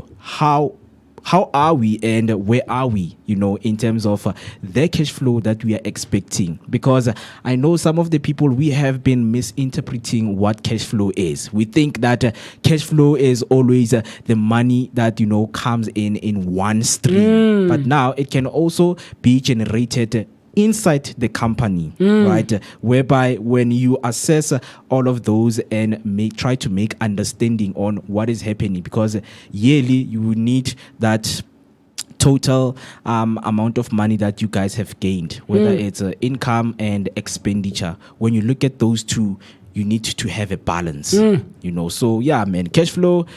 Definitely some subject that I really, really want to get into. When time goes on. Yeah, definitely. The other one I have here says, protect your assets. Protect your assets. So things like the cars or a car that you might have, your house, and other things that can be regarded as assets. So make sure that those are protected, and so that in the case of where you find yourself, you're not doing so well financially. All those things are protected, and you don't have to find yourself wanting and grasping at straws. The other one says, evaluate your investment strategy. I think this one, it goes to, do you even from the onset have an investment strategy? If you're not someone who invests that much, maybe you can start looking into that. What are some of the investments that you can go into? Investment, it doesn't necessarily mean we invest about 100,000 in some company or buy shares or something. No. Investing, man, starts whenever you have as little as you can. I think Perry mentioned the last time when she touched base on this, as little as 10 rands. As little as 10 rands, start investing that in something very small. Invest in your child's education, your tertiary or university education. Start investing. There's quite a few things that you can start investing in with very little. You don't have to have 50,000 or anything like that. Because on that, I think I've read, on the kind of investors we can be, because we have what we call active investor and a passive investor.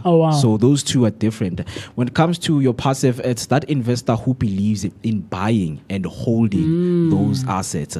So when you talk about an active investor, we're talking about an investor who is positive when it comes to, the markets being efficient for them to go in and buy. So definitely becoming one of the two investors, because if we all want to become investors, the question is, what kind of an investor are you going to become? Definitely. Very cool stuff.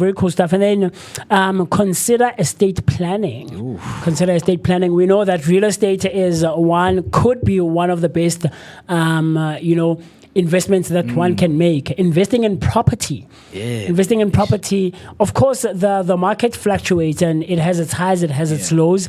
But for the most part, investing in property can be a long time fruitful investment that will bear very good fruits for you as an individual. And then second to last says implement and monitor your decision, or rather this is the last one. Implement and monitor your financial decisions. Decision making. Very difficult, man, when it comes to decision making, because we know that we are all guilty of becoming, your impulsive spenders, right? Yes, definitely. Yeah. Whenever you have that money and you promised yourself that, definitely I am investing this one, I am going to look at options that are available for me to invest. But now, when something comes, and that is when you did not prepare your guard, which is the guard that tells you to weather the storms. When trouble comes, you need to have this kind of money. But now you don't think in terms of what is going to happen if you spend all of this money. So monitoring our expenses, it's a difficult skill, but I actually I promise you that day by day, if you practice by saving that 1 rand out of the 100 rand, you are going to get better.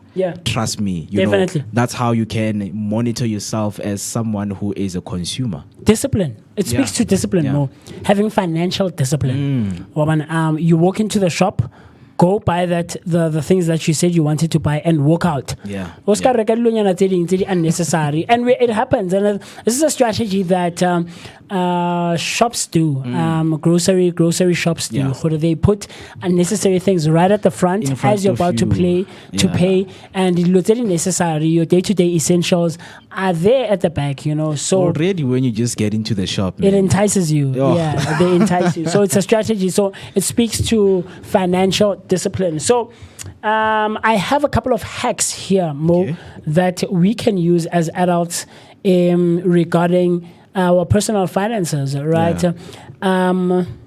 It says here, automate everything. We know that we're living in a technological era, right? So these are some of the things that you and I can look into doing. The first one is automate everything. Automate everything, and this can work wonders for you. It's a pain to think about moving money into your savings account every month. Fortunately, most modern online or mobile banking apps provide this, so you can exchange money from the one bank account into the other. So that's something that you can look into. And everyone knows that saving money for your future is important. But with the high cost of living, it can feel impossible to put money away today for tomorrow's needs. According to the U.S. Bureau of Economic Analysis, the average American saves only 5% of their disposable income. That's more into your savings. That's why we've put together 10 simple ways that you can set yourself up to put more into your savings every month. Try these life hacks, and these are some of the things that can help you, like I mentioned. So that's something that you can look into, is to automate everything as opposed to having cash. But now I would encourage, maybe from time to time, just having like 100 rands or 200 for things that we can come across in our day-to-day lives, man. Definitely, because this speaks to like the idea that I always feel into, which is the cashless society, man. Like I really love. Do you love that idea? I love the idea of cashless society because it actually pushes me, to surrender some of the activities that are happening in the township, because I would get to Mama who is selling apples, and on my mind I'm like, ish, Mama, I only have a card. And she's like, no, Mtanami, give me a 2 rand. I only sell with cash right here. Yes. So yes, somewhere, somehow, me developing that kindness towards the vendors and small businesses, because we are nothing. We are absolutely nothing without those small businesses. So looking into cashless society and developing that sensitivity towards the vendors and people who have small businesses, you are right, man. You need to have that cash onto you, man, because anything can happen whereby, you see this, like you see something wonderful that they are selling right there, and then you want to support, and then you can't just say, "Or mama, nakiberekisa Apple Pay." Come on. So somehow, I think we need to live side by side. Yes, it's a very thin line. We need to collocate some of the things, man. It's a very thin line. It's a very thin line. So yeah, man. I don't know. Me personally, cashless and turning life. I'm not too sure about that. I'm not too sure. I'm still skeptical about going complete or automotive, But we learn every day. So the other one says here, spend less than you earn. Spend less than you earn. Yeah. Like you said, we mentioned right now, discipline, financial discipline. Spending less than you earn. We know when you earn 500 a month, for argument's sake, right? Yeah. Your expenditure is 1,000 a month. Imagine. Your expenditure is 1,000 a month. So we need to try and spend less than we earn. By absolutely trying to... You can't live above your means. Exactly. It doesn't seem like a hard thing to learn, but I'm always surprised when I see people in the office, waiting for payday. Yeah. With eager hearts. And when you go officing, I have friends who work in offices, man, in the corporate space, and saying, month end lunch because people are ordering, chief. No one is having like lunch boxes and stuff like that, So fela ka mong khokontlong go ra ntate batho ba patetse o lo betsa pizza o le are McFeast deluxe o le are in, so yeah, man, it's a skill that we all need to try and acquire. But you know what, I think we have normalized such cultures. Because you would find Kospaneng, okay, we're getting paid. Yes. Then there's Musi, man. He's even buying us the chicken dust. Yes. But the same Musi is the one who's going to be asking. Yeah, especially if you use taxis and you don't have like a bus tag or you don't have like a car. Man. Yeah. So it's these kind of things that when we speak about financial education, because what I love about this segment is it's something that needs to be there in each and every one of us every day, man. Get something you can learn about financial education every day so that you can improve yourself. We can't be looking at now the government raising the tax next year to 16%. And we're still falling to the traps of financial misuse. Yes, financial misuse, guys. I think we need to do better as a society and as people, as colleagues, man, because that education must be amongst us. Chicken dust while when in the middle of the month you will be the one. So exactly. So make sure you have chelete ya palama beforehand. Understand? Okay. Planning ahead. Planning ahead. Yeah. Even if you don't have money for food, but make sure you get to work. Yes. Something can happen. Yes. Then. So yeah, man, definitely. That education, it's education that we all need. Yeah, definitely. The other one I have here, Mo, says pay off your debts. Pay off your debts. Like you just mentioned, for the first week of the month, but by the second week, you're already asking people for money. Yeah. So pay off your debts.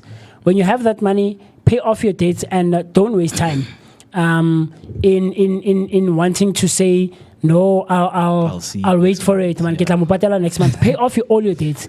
Pay off your debts. Rather not have money, knowing very well that you don't owe anyone anything. Well, understand. So pay off your debts by all means. And then the other one is track your spending, like you mentioned. Yeah. Track your spending. It also goes hand in hand with spending wisely. Not living above your means. Like we said, if you earn 500, don't be someone who is spending 1,000 a month. Do you get what I'm trying to say? And The other one is debt repayment, like I mentioned, and then start investing, like we mentioned. Start investing. There's nothing wrong with starting early. Definitely, man. As I mentioned, Vele Hore, investing and saving are just two sides of the same coin. So we just gotta get ourselves in, immense ourselves in the education of what is to save and what is to invest. And how can I save and invest? Invest. It's not always you need to see those flashy adverts from Netbank telling you that 25% of your money can be saved at year end. No, you can start at home, with the little that you have. You know that you are spending on cigarettes, you're spending on alcohol. You need to spend that money wisely because it's either you control your money or your money will control you. Yes, definitely, you're right, Mo. Start investing. Look into the different investment plans that you can go into. All these major banks in our country offer investment plans, and they also offer according to the tax bracket that you're in. Understand? If you're earning 500 a month, there's plans for you. These plans that you can go into. Make the research. How can I start investing? How can I start saving? The other one says take the 30-day 100 savings challenge, 100 rand savings challenge. Or you saving 100 Save rand 100 for 30 days. In the 30 days of the month, save 100 rand. So within 30 days, I'll tell you, save 100 rand. Just 100. 100 rand, save 100 rand. But of course, this also speaks to how much you earn.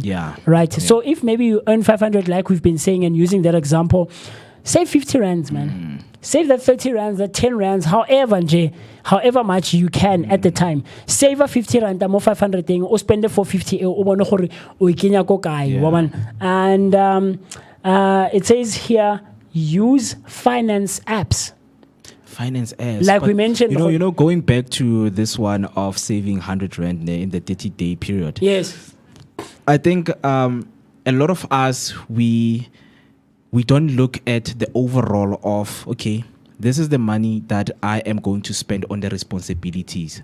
So I've learned that you need to look at the responsibilities. And when you look at all of them, how much are they taking from your salary? So that when you manage well your responsibilities, that's when you can start saving your money. Because when I had responsibilities telling Hore, we have gotten used to them and they don't serve any, anything for us. They don't serve our interest. They're not in our best interest. When you look at the money that you want to spend, because hey man, I've been paying for this subscription, but I do not even watch. It's not using. I'm not using it. I'm not using it. So it's you getting used to doing things, but now you fail to manage those things. Then you end up in debt, and then you ask yourself, Kante, the education that I'm getting, like I'm trying to save, but I can't. But now you need to start with the responsibilities. The less responsibilities you have, the more money you can save. Definitely. So use finance apps. Like we said at the beginning, automate everything. So this goes hand in hand in that. We're living in a technological era, right? And now technology and all these institutions that are technological, I guess, for lack of a better word, they are slowly trying to help us navigate all these different aspects of our lives, and one of them is finances, right? And they've developed apps that can help us in navigating and moving in the space of financial planning and financial literacy and education. So use these apps. Maybe always skeptical like I am. I always have a challenge whenever I go to the bank, because now I go inside the bank whenever I have to change things regarding account online and service, stuff. you don't do that. No. Like, trust me, Musi, like you would feel like a lot of burden has been lifted, man, off you, because I've seen how you can create an account and it really works so well, because when they give you that pamphlet and they'll tell you, Hore, if you need any assistance, please call. That's exactly what I do. What they mean, yeah. And the service providers, man, they are very friendly, and they take you through the processes. I remember when I wanted to take some of the money that I put on a fixed account. Okay. Man, that lady was superb, man. And to say, you know what, Mo, get into your app. I'm going to send you a code, and then the code appeared right there, and then you can access it and do whatever you need to do. Whatever you need to wow. do, man. So when I use these apps, so try to do away with that mentality and that mindset, and move slowly. Try to learn and move into the space of using the apps that are provided for us from these different financial institutions. Man, Takalani Ndlovu, Hector Ndlovu coming through on YouTube is saying it's just that things are more expensive nowadays, and one needs the intake of happiness every weekend. Yeah. Matata mangata la ipoleletse gore tla save 100 rand ya bona gantla go pa 6 beers ba 4 beers in taking stress. You understand? So next year. It's quite challenging. I get it. I completely get it. I totally get it. Now I don't like admitting it about myself, but I'm one of those people who has a very hard time with navigating my personal finances. I'm an impulsive spender. There's a girl that I used to work with last year, Ubongi, and every time we'd come from work and we'd knock off. There's like a small shopping complex, from where we used to work, and every day almost every other day I go spanning. I'm like, I can go pick and pay, man. No, snacking ends up being an entire shopping bag, of different things. And the thing that you mentioned, what do you want? What do you want, man? I get her legs. And she's like, no, Musi, man. Okay, so because she was smarter than I am when it comes to finances. And you would see it during the month. Maybe because it's 100 rand and it's like a week and a half before payday, but she's still okay, and now I have to start. How can I?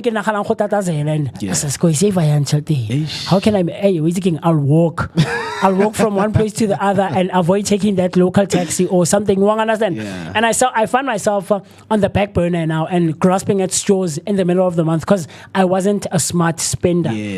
True. So making use of those apps can also help you. The other one says, analyze the interest rates.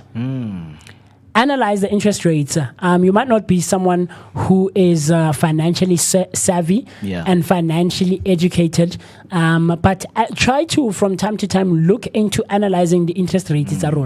We know that the government proposed a 2% hike in the VAT, but opposing parties said, nope, it can't happen. And then they opted for the 0.5 increase. How is that going to affect Chelta when you earn your salary or your wages at the end of the month? Is it going to have a knock or a toll? Is it going to have a toll on your finances, or are you not affected whatsoever? We can think of it as very little, but 0.5 can have a serious effect. Man, half of one, because we know that. April 2026, they're going to add another 0.5, which totals it to 16%. Exactly, yes. So a lot of people would say, at least you guys opposed it, but no. 0.5 is a lot. It's a lot. It's a lot. Because now, obviously, a lot of people, it actually hurts the consumers. It actually hurts the small businesses. Yes, because now disposable income, guys, it's not going to be the income that we can now buy into those small businesses. They are taking away from the disposable income. So if we can't spend on those small businesses, what are they going to survive on? Because remember, when we don't have the small businesses, even those big ones, they suffer. They suffer a lot. So obviously, when we speak about analyzing the interest rates, in the VAT, finance minister spoke about the home cushion that protects household. Or we're not going to increase, the VAT on goods, especially. Oh, I so see. we're gonna try to protect that. But if it hit 16%, that is where you're going to see, changes that are going to happen. And again. When speaking about the analyzing your interest rates, people need to always look into different interest rates that are there, because there is a simple interest and a compound interest. Compound interest, yes, yes. Yeah, so a lot of people are struggling to understand between the And lines. differentiate between the two. Differentiate Yeah. between the two. So you analyzing and saying, okay, I want to invest with these banks. I'm going to analyze horribona, the interest rates abona. How are they coming, at the end of the fiscal? So it is very, very important to kind of look at those things and get full information, man. Definitely. And then the last few that we have here says audit your subscriptions, like you mentioned.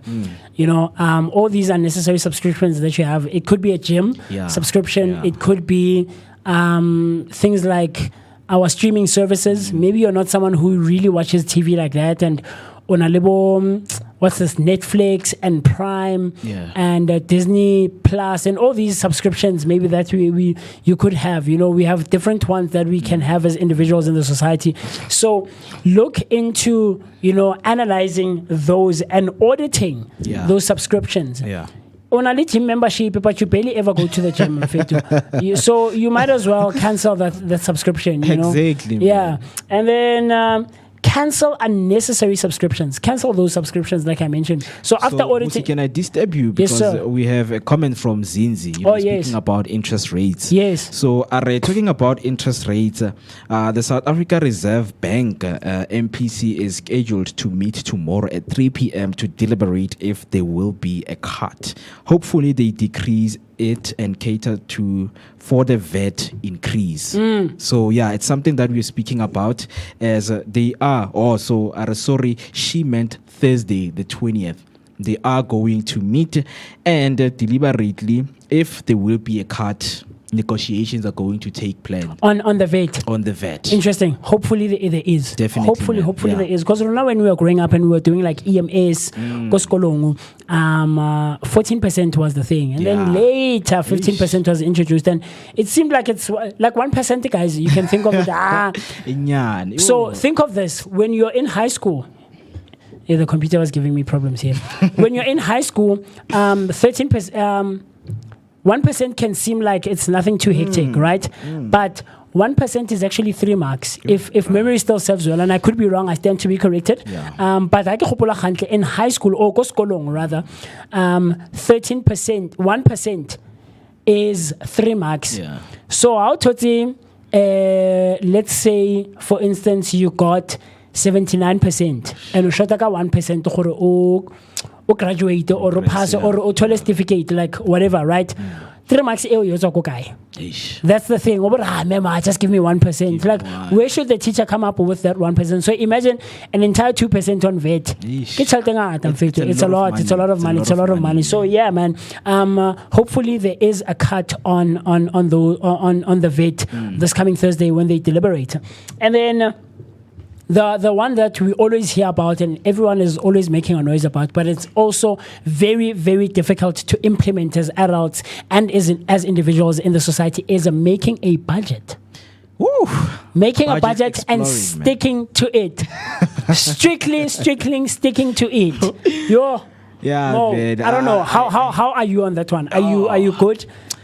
Yo, man, when it comes to budget, I think I'm slightly, on and off. Okay. Yeah, on and off, because I think it's budget is strictly for those people who know, this is the amount of money I'm getting at the end of the month. Okay. But for someone like me, Moiketi, maybe who's getting a 3,000 today and then I get a 250 end of the month. Yeah. So sticking to the budget it's quite hard. It's quite hard. Yeah, I can imagine. Yeah. So we tend to create some limits. Now we'd call them limits to say, you know what? Whenever we get this money, we don't exceed this. And then whenever we get as small as we can, make sure that you are left with the 50 rand. And for you to budget, this kind of money, it will be a little bit skeptical on to saying, this is the next move we're going to make. So yeah, for me, it's up and down, man. Up and down. I wouldn't say I'm perfect with budgeting, but I'm getting there with all of the information that we equipping ourselves each and every week, man. Definitely getting there with, budgeting. Yeah, definitely. If your savings are just whatever's left at the end of the month, you're setting yourself up for disappointment. You have to budget for savings, just like you budget for housing, food, and other necessities. To make a budget, just create a simple spreadsheet with your monthly income in one column and regular monthly expenses in the other. It's a great way to see what you're spending now and to be more mindful of how you want to spend going forward. When you decide that a set amount goes to a savings every month, it becomes much easier to start building real money. So I think this also goes hand in hand with the 30-day 100 Rand savings challenge. So if you're strict and disciplined in saying, wait again, I cannot have a make sure I get 100 Rand immediately. It goes into the savings. It makes it much more easier to start building real money. So very, very cool stuff. Very hard, very challenging making a budget and sticking to it. But we need to start disciplining ourselves, So there's also ways that you can look into how you can make a budget for yourself. One thing they say, make a spreadsheet and have your monthly income and your monthly expenses on the one column and the other column, and compare the two. In closure, the last one that I have here says, create an emergency fund. Emergency fund. It's something that we have been speaking about. I remember when we started with the personal finance segment, when we were having a conversation about how people can have better management of their finances, one of the key factors was emergency fund and how to use the emergency fund and why is emergency fund necessary, in your plannings. So yeah, emergency fund, I have seen it. I have seen it when with the little things, because when I take you back to when I was spending a lot of money on airtime, I would find myself to say, okay, I think I have a 200 Rand that I need to spend for the whole month. Buy maybe airtime at 10 Rand end of the week. But I would find myself using 150 or 200 in a week. Now, my brother comes and tells me, hey man, I need you to call dad right now to come home. And the emergency fund is gone now. I've wasted the emergency fund. You've used it, yeah. Now an emergency is here. And it always needs to be there. Whether it's a 10 Rand or 20 Rand, emergency fund is necessary. Definitely. It's very necessary. Definitely. So those are some of the things that we were looking into when it comes to personal finances, man. I hope you find some of those, or you found some of those very helpful. And by all means, engage with us. Tell us what your thoughts are or how you navigate personal finances, man. What do you do in terms of navigating your month-to-month salary and handling it? Are you an impulsive spender like Mo just mentioned? Or are you someone who's very disciplined when it comes to handling your money that you get, maybe on a week-to-week basis, on a month-to-month basis, or however often you get money in your hands or in your accounts, man? We shared some of the hacks that you can look into doing. One thing that I will look into, and more is really encouraging me, is using these apps that are provided by all these financial institutions. I'm someone who's very skeptical, like I mentioned. I'm skeptical about using online banking and online use of, handling my finances. There's benefits, man, because the more you use the apps, you would see that you are going to be given points, you're going to be given cashback. Sometimes they tell you that the more you swipe, the more you get cashback. Imagine swiping, let me say 1,400, and then you get 300 back Oh, cashback. wow. So there are a lot of benefits. Yeah, So yeah. gotta try it. Yeah, so on a Tuesday basis, on a week-to-week basis, on a Tuesday morning, we always take care of you, and we try to bring you relevant information, and from time to time, bring relevant people who are well versed in all of these topics that we engage about and we talk about, and specifically the one we just touched based on, which is personal finance. So, by all means, engage with us across all our social media platforms. We go by hashtag Vooka Breakfast Show. So that's Vooka Breakfast Show on Facebook and all other social media platforms. At the time right about now is 23 minutes past 9 on a Tuesday morning, the 18th of March 2025. Let you and I and Mo go grab a glass of water, a cup of coffee, and we will be back with you. Still have quite a few things in store for you. And one thing that we can look forward to is public affairs. So with that being said, let's go for a break, and I'll see you after this. Cool stuff.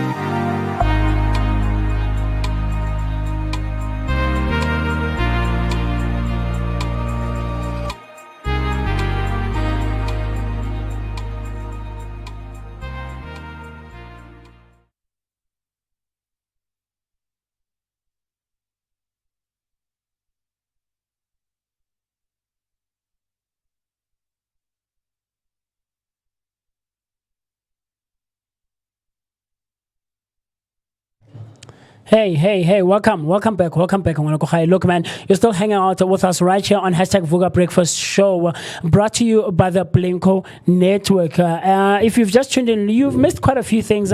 Before the break, Mo and I were talking all things personal finance and navigating the space of financial literacy and financial education. And we were giving hacks as to what you can do to handle your money better as an adult in the workforce and essentially as an adult in the society. So right now I'm joined back by the one and only Berry Plays Afri Berry, who's going to be talking to us about very cool stuff when it comes to love related things. We know Mo always says that on a Tuesday morning is you choose who you love or who you like or who you'd like to dedicate a Tuesday morning to. Ketom Tanda, you choose Maz Ketela. So, Afriberry, what do you have for us? Talk to me. In-laws, ne? Yes, ma'am. Must leave other people's marriages alone. So right here, I have like a reference from a certain Facebook page, right? And it's about basically having to deal with like your sister-in-laws, right? So let me just read it here. When it comes to in-laws. Mm. Okay. Because, as much as we can fall in love, date, be all lovey-dovey and stuff, we all, or some of us, have one of those nosy in-laws. Nosy in-laws, yes, definitely. It's whether it's in dating or it's in marriage. I think it's about time that in-laws learn not to. Very true, yeah. And babang bana ne sekwele sa necessary because bona ba hotse le di princess. Yes. You still want that? No, sweetie, you can't still get the princess treatment. I'm like, your brother's married. So this is one thing, eh? But what's the best way to deal with a jealous sister-in-law? It's the question before the statement. The best way to deal with a jealous sister-in-law. I'm looking forward to it. That's Talk to the me. question before the actual statement. Okay. We are in the same age and she's not married. When I buy something nice, she'd tell me how ugly it is. But the next thing, she'll ask my husband to give her money to buy the same thing that she said I looked ugly in. Aibo. Last month, she tried to hook men up with her friend who's known in the community for being a busy girl. I win. Her brother loves me so much and I know he won't cheat on me, but this lady is stressing me. I mean, the first thing is, guys, why are you competing with your sister-in-law? Shouldn't you be the supportive sister? Because one thing I noticed about this is that, first of all, you still get support from your brother. I think futhi bathomamudim man tshwantse re have full support system family so they can stand on their own 2 feet. Yes. Because you see now, once you start getting married, whatever you get your wife, M3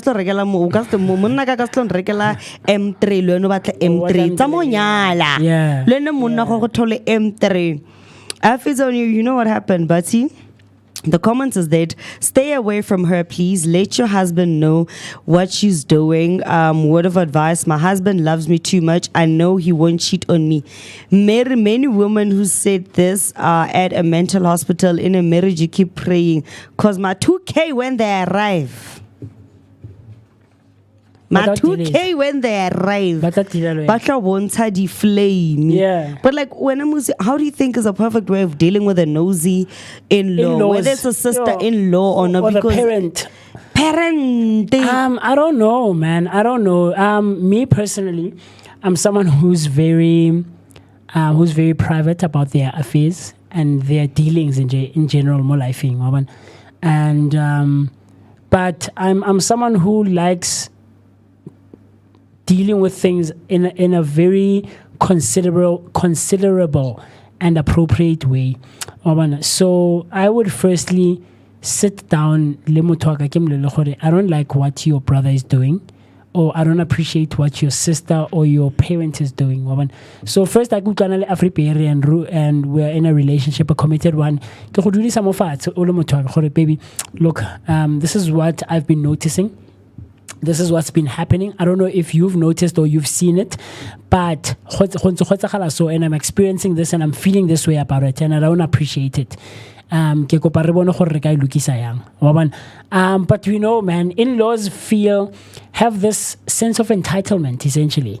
They feel like you belong to them as a child, maybe or you belong to them as a brother or sister if you are a sibling. Do you get what I'm trying to say? So, I don't know, man. It's very tricky. And I guess it will also depend on the type of family that I'm dealing with. But if my wife or my girlfriend can't deal with it, then ke lata ngoka motho teng ke mlela aibo njalo ngengenzele umntana kini bese nawe uyafuna aibo kanjani wa tlhaloganya or motho wa ka a ka senketsetse ke tlo mlela gore no, you're not entitled. Just because you are a sibling to this person, to my girlfriend, does not mean you're entitled to the things that she's doing for me. That's just me. I don't know. It's different for everyone out there. But yeah, that's just how I would maybe perhaps try to deal with it. How about you? When okay, Joe. Musi and also Musi Omo. Oh, like straightforward. I'll ask you first, are you your mama's boy? Okay. And then I'll also ask you, what type of relationship do you have with your siblings? Yeah. I sit and observe me. And I get go get to get.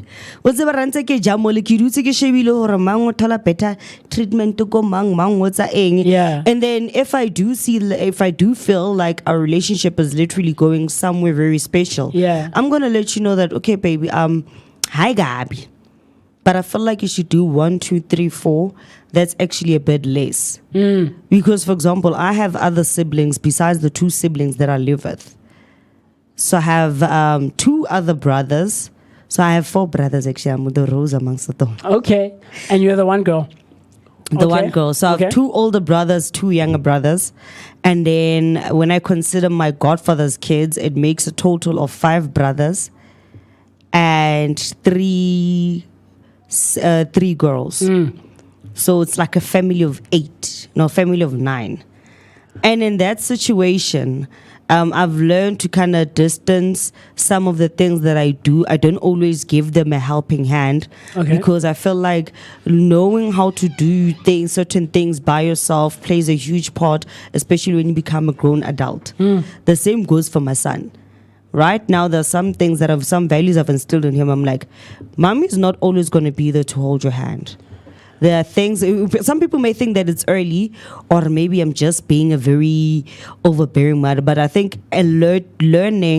teaching your sibling or your child that they need to also have some certain amount of independence allows them not to be overbearing in-laws. But let's say you kutlana lo ena le Afripere, right? And why it's you have brothers, you have 4 brothers like you just mentioned, right? And you and I are dating, and we were starting to have a good time, and we were getting to know each other, and things are heating up and getting serious, right? And from time to time,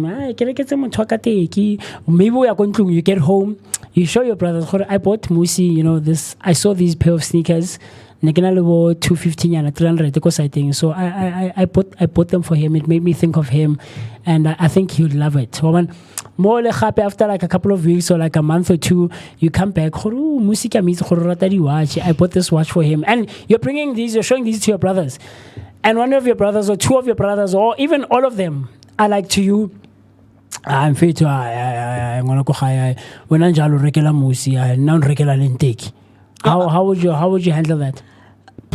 For now, first of all, I'd say them vela bana common sense. First of all, so you must also learn to share some the love that we have.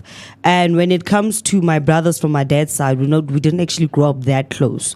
So if the one person were to complain, it'd probably be my little brothers from my mom's side, because they get more of the affection and the spending from my side. And my brothers also know, if I do have something, I do give.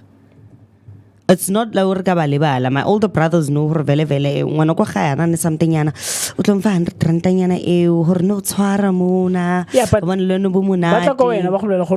you're buying musi things like so now. I think the problem is that I never actually overspend on a guy, because I've never had a guy overspend on me. No, but besides that, this is hypothetical. This is not reality. We're saying because these are some of the things we're seeing on these posts when we come across them. How do you handle it? Understand? So, because it's very tricky, man. Handling in-laws is very tricky in this day and age that we're living in. And it's not only mama's boys. But daddy's girls. Yay! Or mommy's girls as well. First thing Afripere does, goes and tells her mother, yo baby, yo mama Musi, hey Musi le banyana, hey Musi na 3,000, I'm probably 200, hey Musi kontlung ha tlatse ditlana, hey Musi di kosta go di latlela, mama ga go sa nkitsetse. Your mom now or your dad now knows very personal stuff that she shouldn't, that only pertain to you and I as a couple. Wang understand? Mara wena and being the person that you are. So mama gago when I come to your house or when we meet your mother, I think it also comes to the level of maturity that we also have as a couple. One thing that I also believe in is that we need to solve our problems in house first, and if you can't, then I'd rather go to therapy, tell a total stranger than involve my family. Like, even right now, that's something that I've instilled. Never. Yeah. My family, the only time they notice that I have an issue with somebody that I'm dating, you know when? They notice like after a month or 3 weeks and I don't mention that person. That's when it clicks or hi man. You haven't said anything about this type of person. Yeah. And you haven't said 1, 2, 3, 4, 5. We haven't even seen this person around. Kanti, what's happening? Because it's my dating relationship. Yeah. So it also comes to say, as a person, how matured are you as an individual, as a person? Are you matured enough to actually literally know the boundaries that you need to set for yourself in a relationship or not? Yeah. If you don't know the maturity level that you need to set for a relationship that you guys have, that's when you have nosy in-laws coming in. Look, man, it's a very tricky one. It's a very tricky one, and it will be interesting to have TC and more on this one and find out what their thoughts are when it comes to handling in-laws. Yes, do you have something else? I have something else. Talk to me. So, Monabara, please keep me anonymous. Okay. I married my wife in November last year, and she came with 2 kids. I have 1 kid from my late wife. Both my wife and I are employed. My problem is when she buys things for her kids with her own money, she doesn't include my child. But when I buy things for my child, she expects me to buy for her kids as well. I haven't raised this issue with her yet, but I will soon. I just want to hear from you what causes behavior from someone who's almost 40.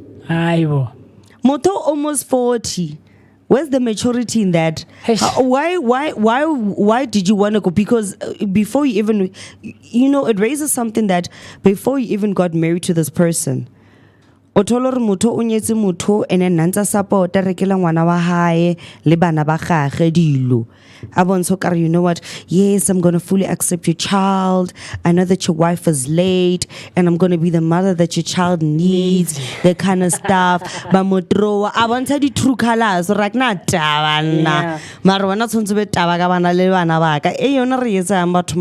it's very tricky, man.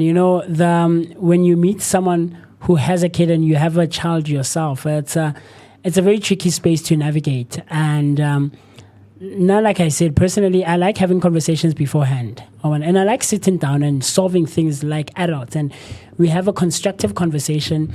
How you feel, and I'll tell you how I feel. And I'll tell you my thoughts, and you tell me your thoughts. And we try to find common ground. I've dated 1 or 2 girls in my time who have children, who have like one child. Yes, and you was stepfather to 17-year-old. No, 17-year-old, no, man.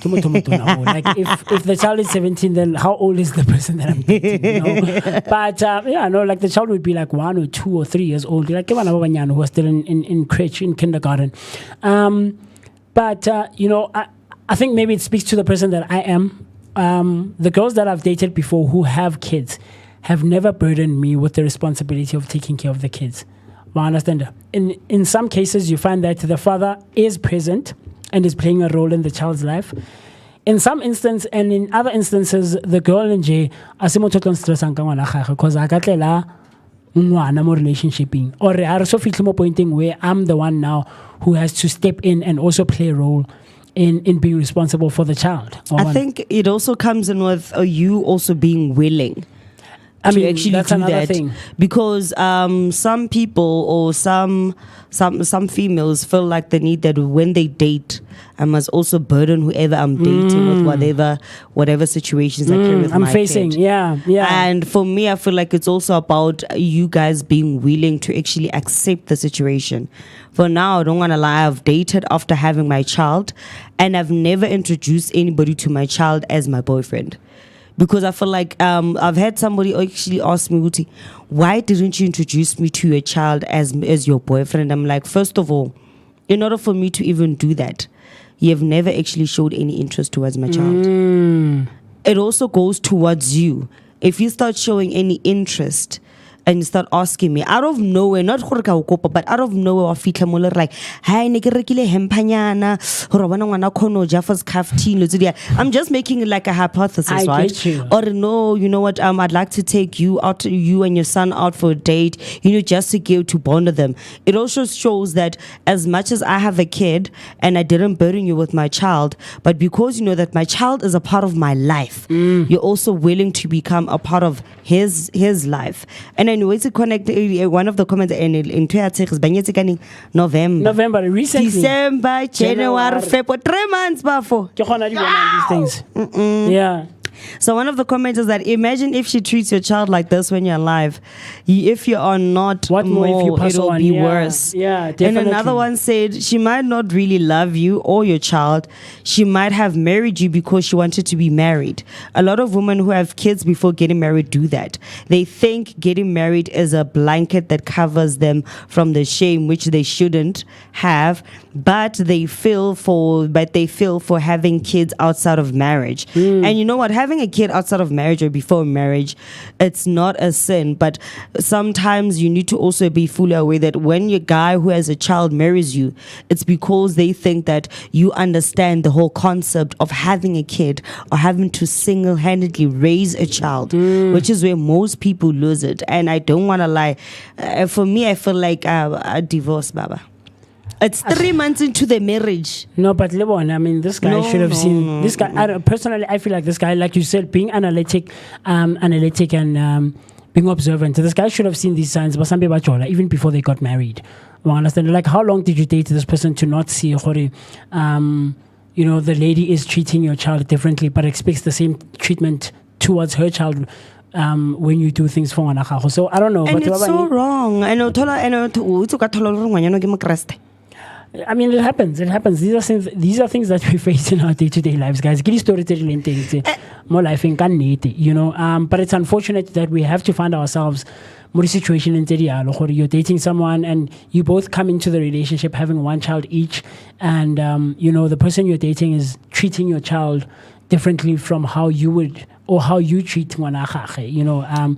So I don't know, Afibir. I feel like it's an unending topic, and it's very interesting, and it always catches people's attention. Yeah, because remember, now we're thinking about the psychological impact of this poor child. Yeah. Your dad brought somebody who's going to play a mother figure towards you and help mold you. Now you have two parents, right? Yeah. Because they say that kids who grow up in a single household parent do not make it or have like psychological problems.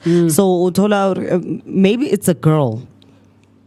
And then they lack that mother figure, right? And then the guys saw the sense of agency to bring in a female who's going to help mold their child. And then the child will tell her, no, you know what? I now have a mom. And there's all a of mom that in the stuff, house, but, yeah. But you know what? Just to close off with like two last comments. Somebody said, I hope he did not join assets because if something happens, she will not be fair to your child. And then another person says, take time to know her. You should have noticed this at your dating stage. Like I said, yeah. Babang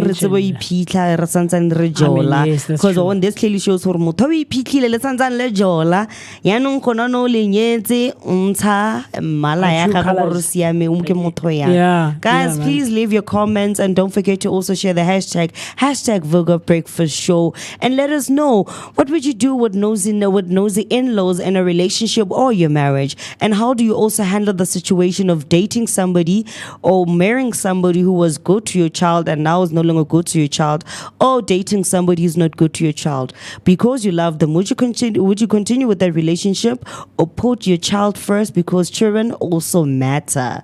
Don't forget to share that hashtag, and also don't forget to subscribe, like, and follow us on all of our social media handles.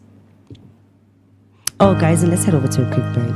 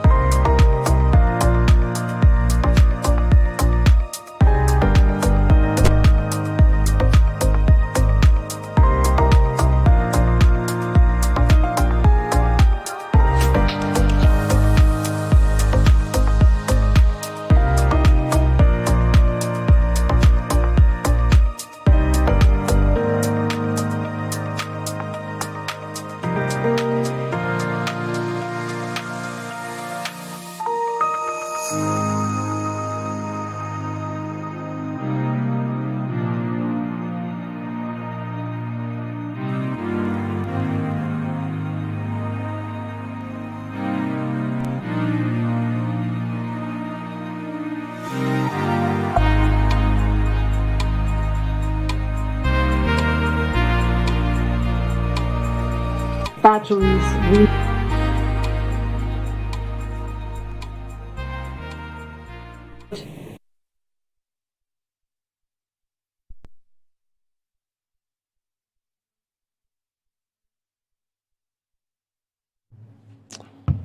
Hey, Ngwanako. Look, man, I hope you are able to run to the loo very quickly. And I hope you are able to grab a glass of water and a cup of coffee, man, and refresh yourself very quickly. Maybe you have a snack in front of you. Maybe you're only having breakfast right now. With all of those things happening, you're still hanging out with us right here on hashtag Vooka Breakfast Show with myself, the one and only MOOCEE Master. And I'm never alone, and I will never be alone. And the people who always be hanging out with me, or one of those people, is the one and only Maximum Temperature, my man, son of Mother Nature. I love that. Don't pull your friends. Generator. I love that so much.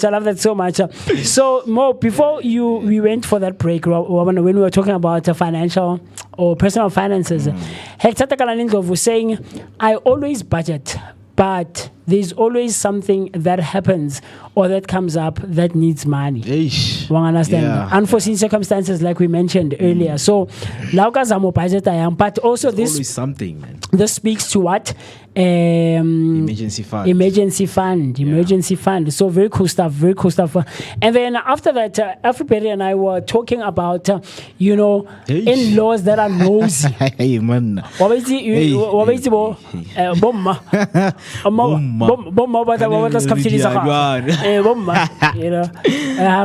re ka se bue gore ke merafefeng mara ra itse gore majita ba ba buang ka bo bomma ke bo mang. So talk to us, man. What has your experience been when it comes to in-laws? Are you someone who's married? TK last week, as he was engaging with us on our comment section, mentioned that he's looking forward to getting married and marrying his current girlfriend, Osmareya. I know the couple very well, and Maria is such a cool person. So it would be interesting to find out from Batawatana Libo TK. How has the space been, and how have you navigated, being in a relationship with your in-laws, or having a certain type of relationship with your in-laws? Because it takes time. It does. It takes time because they don't trust you. It's like, but when time goes on, and when you come with that, natural behavior, Yeah.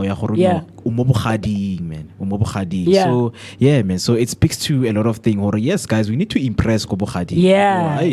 Otherwise, man, batla go seba. Or those sisters and brothers to the person that you're dating, but it's not and the brothers don't like you because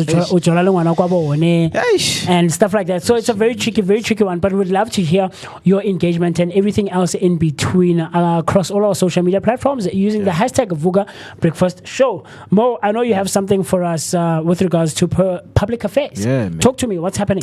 Yeah, definitely. You know that we always have something that concerns you as a citizen, and we are here to kind of break down for you what is happening. But Musi, I've learned something, man. Mo sauda. A lot of people right now, they don't want to receive news formally right now. So I've seen this trend on TikTok. So there's this girl I follow, ne? She does your politics, Jax Amahle. So Jax Amahle, her opening will be how's it? So let's get straight to the point. When you're using those illustrations so that like you're explaining to a child so that they can understand. When you explain politics to a child to understand. My son, when you look at this is ANC and this is EFF. They want to fight for this, and then things like that. Yeah. So I've seen that people are slowly, taking that route of how they want to receive news, man. And a lot has been happening. I don't want to lie. Last week in J, this past 7 days, a lot has happened from, Ibrahim Rasool, our ambassador to the US, getting fired. Yeah. And also the secretary of the US, Marco Rubio, with that tweet, explaining why he was fired. But obviously, Ibrahim came and said, South Africans, don't worry. This does not change anything. You guys need to relax because a lot of things are happening. So last week, the EU, they met at the 8th summit with Ramaphosa. Cyril Ramaphosa was there, and the EU president. They were there to discuss, the strategic moves that they need to take and what this partnership is going to come with for the people. Because Ramaphosa mentioned that this partnership, they have discussed, it's for the people. It's not for our own personal agendas to bring in inclining growth in our economy. But with that being said, I have audio that I want to play here that the Ursula Gertrude von der Leyen. She is the president of the EU. Okay. It's the role that she has had since from 2019. So she was here in the motherland last week, Cape Town, giving a talk, speaking about what they want to be looking at. The funding that has been allocated, which is 4.7 billion euros. How is going to work around what do you call these things, man? Yeah, they want to work on energy, they want to work on transport and also health, because the US aid has been pulled off. So definitely we need someone who's going to come in and bring us something that can really speak to our people. But right now, let me just play this audio and let us hear what Ursula had to say on the AIDS summit, on the AIDS summit in the motherland, which is Cape Town, man. The Just Energy Transition Partnership. For example, an investment platform that will boost green hydrogen, batteries, renewables, all strategic industries for the future. We know that others are withdrawing, so here we want to be very clear with our message. We're doubling down with our support. We are here to stay. Second point, with this package, we are also investing in connectivity.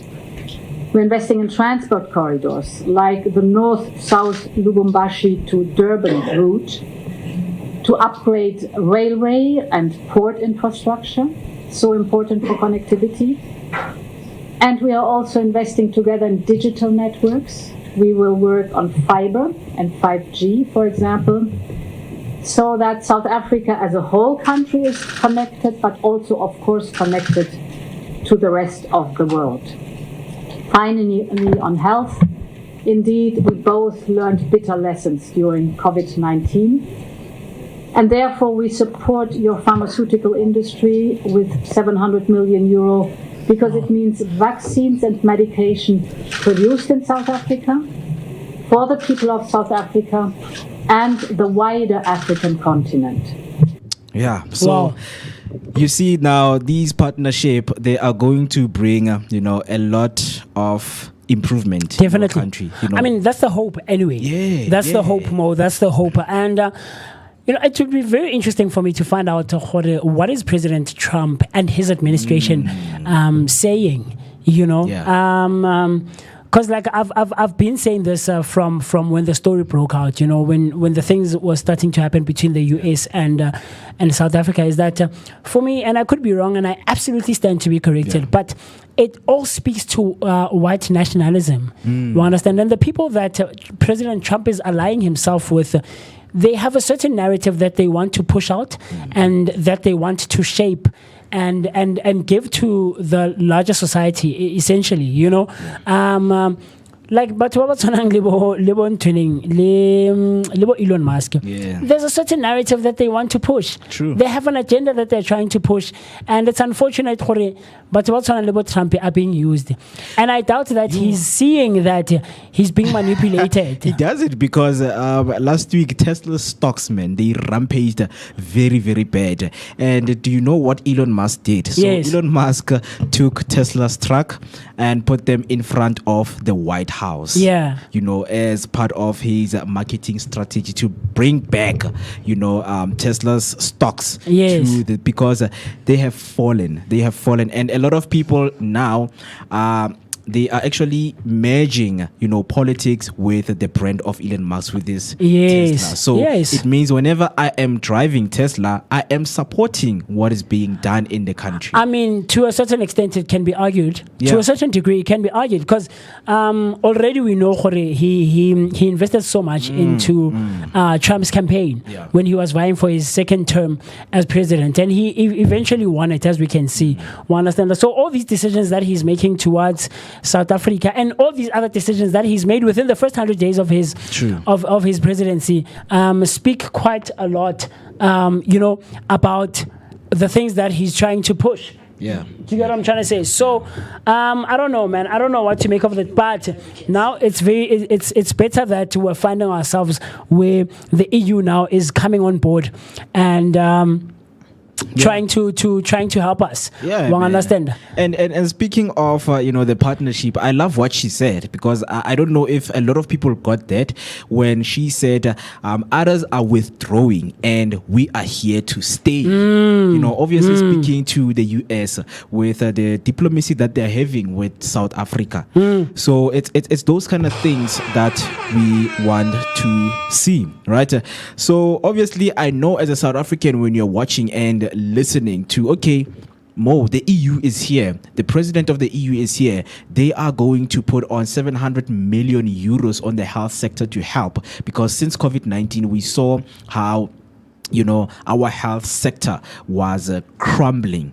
So it needed someone to come to actually help it from the state of where it is. And also 4.7 billion was actually donated so that it can be used to strengthening the economic ties and expanding the trade. I know that we want to know what are the key aspects of the EU, because and the South African strategic partnership, we want to know with what it entails when you speak about strengthening the economic ties, what it means. When you are under this partnership, what are both sides committed to do, because there are commitments that they need to do. Remember that EU has their regional bloc, which they have 27 countries on the European Union. Yes. So we know that European Union is South Africa's largest trading partner after China and remains a crucial source of foreign direct investment. And the trade with the EU has grown steadily since the advent of democracy 30 years ago, and reflecting on evolving economic relationship that now extends beyond traditional industries to new age sectors. Guys, we know that a lot of things have been happening, and right now a lot of people are still trying to understand, or no, man, we still want to deal katabaya tax. There's this tax problem, and now EU is coming in as a partnership.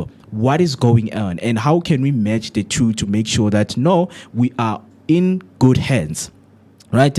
So obviously under the partnership, what are the things that the European Union and South Africa are committed to do, as from the words of Cyril Ramaphosa saying and stating that this is basically and steadily for the people, not for personal agendas. So enhancing cooperation on a regulatory framework to eliminate trade barriers and facilitate smoother business operation, promoting investment in renewable energy. Speaking of renewable energy, the president spoke of turning hydrogen into renewables. That is where we are going, investing more in solar system and investing in this kind of regulatory framework. So when I look here at clean technology industry, she mentioned that South Africa needs to be involved in the global network. So we need 5G, we need proper speed, in order to get the information and just to know what is going on around, and also to include, the school and the education sector, because we know that technology is something that is going to be used in our schools. So it is good to get high and a quality efficient network. So as I've mentioned, that 4.7 billion investment package, a boost for growth and development. But now, how is it going to be used? Yes, we mentioned that there's going to be transport.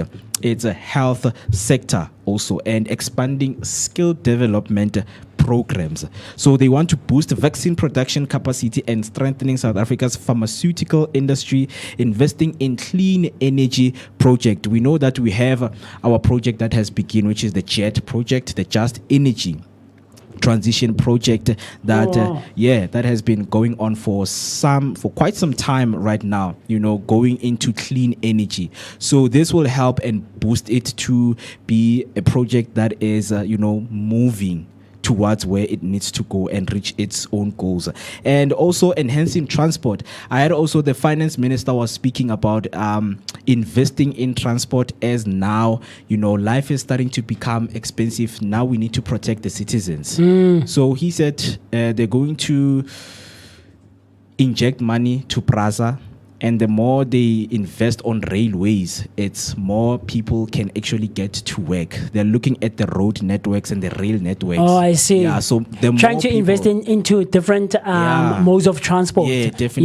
Yeah. So the more people use railways, the economy will grow. Yeah. So enhancing transport and digital infrastructure, ensuring that South Africa remains a competitive destination for global trade and investment. And lastly, expanding skills development programs, equipping the local workforce with expertise in emerging industries such as renewable energy, AI, and advancing manufacturing.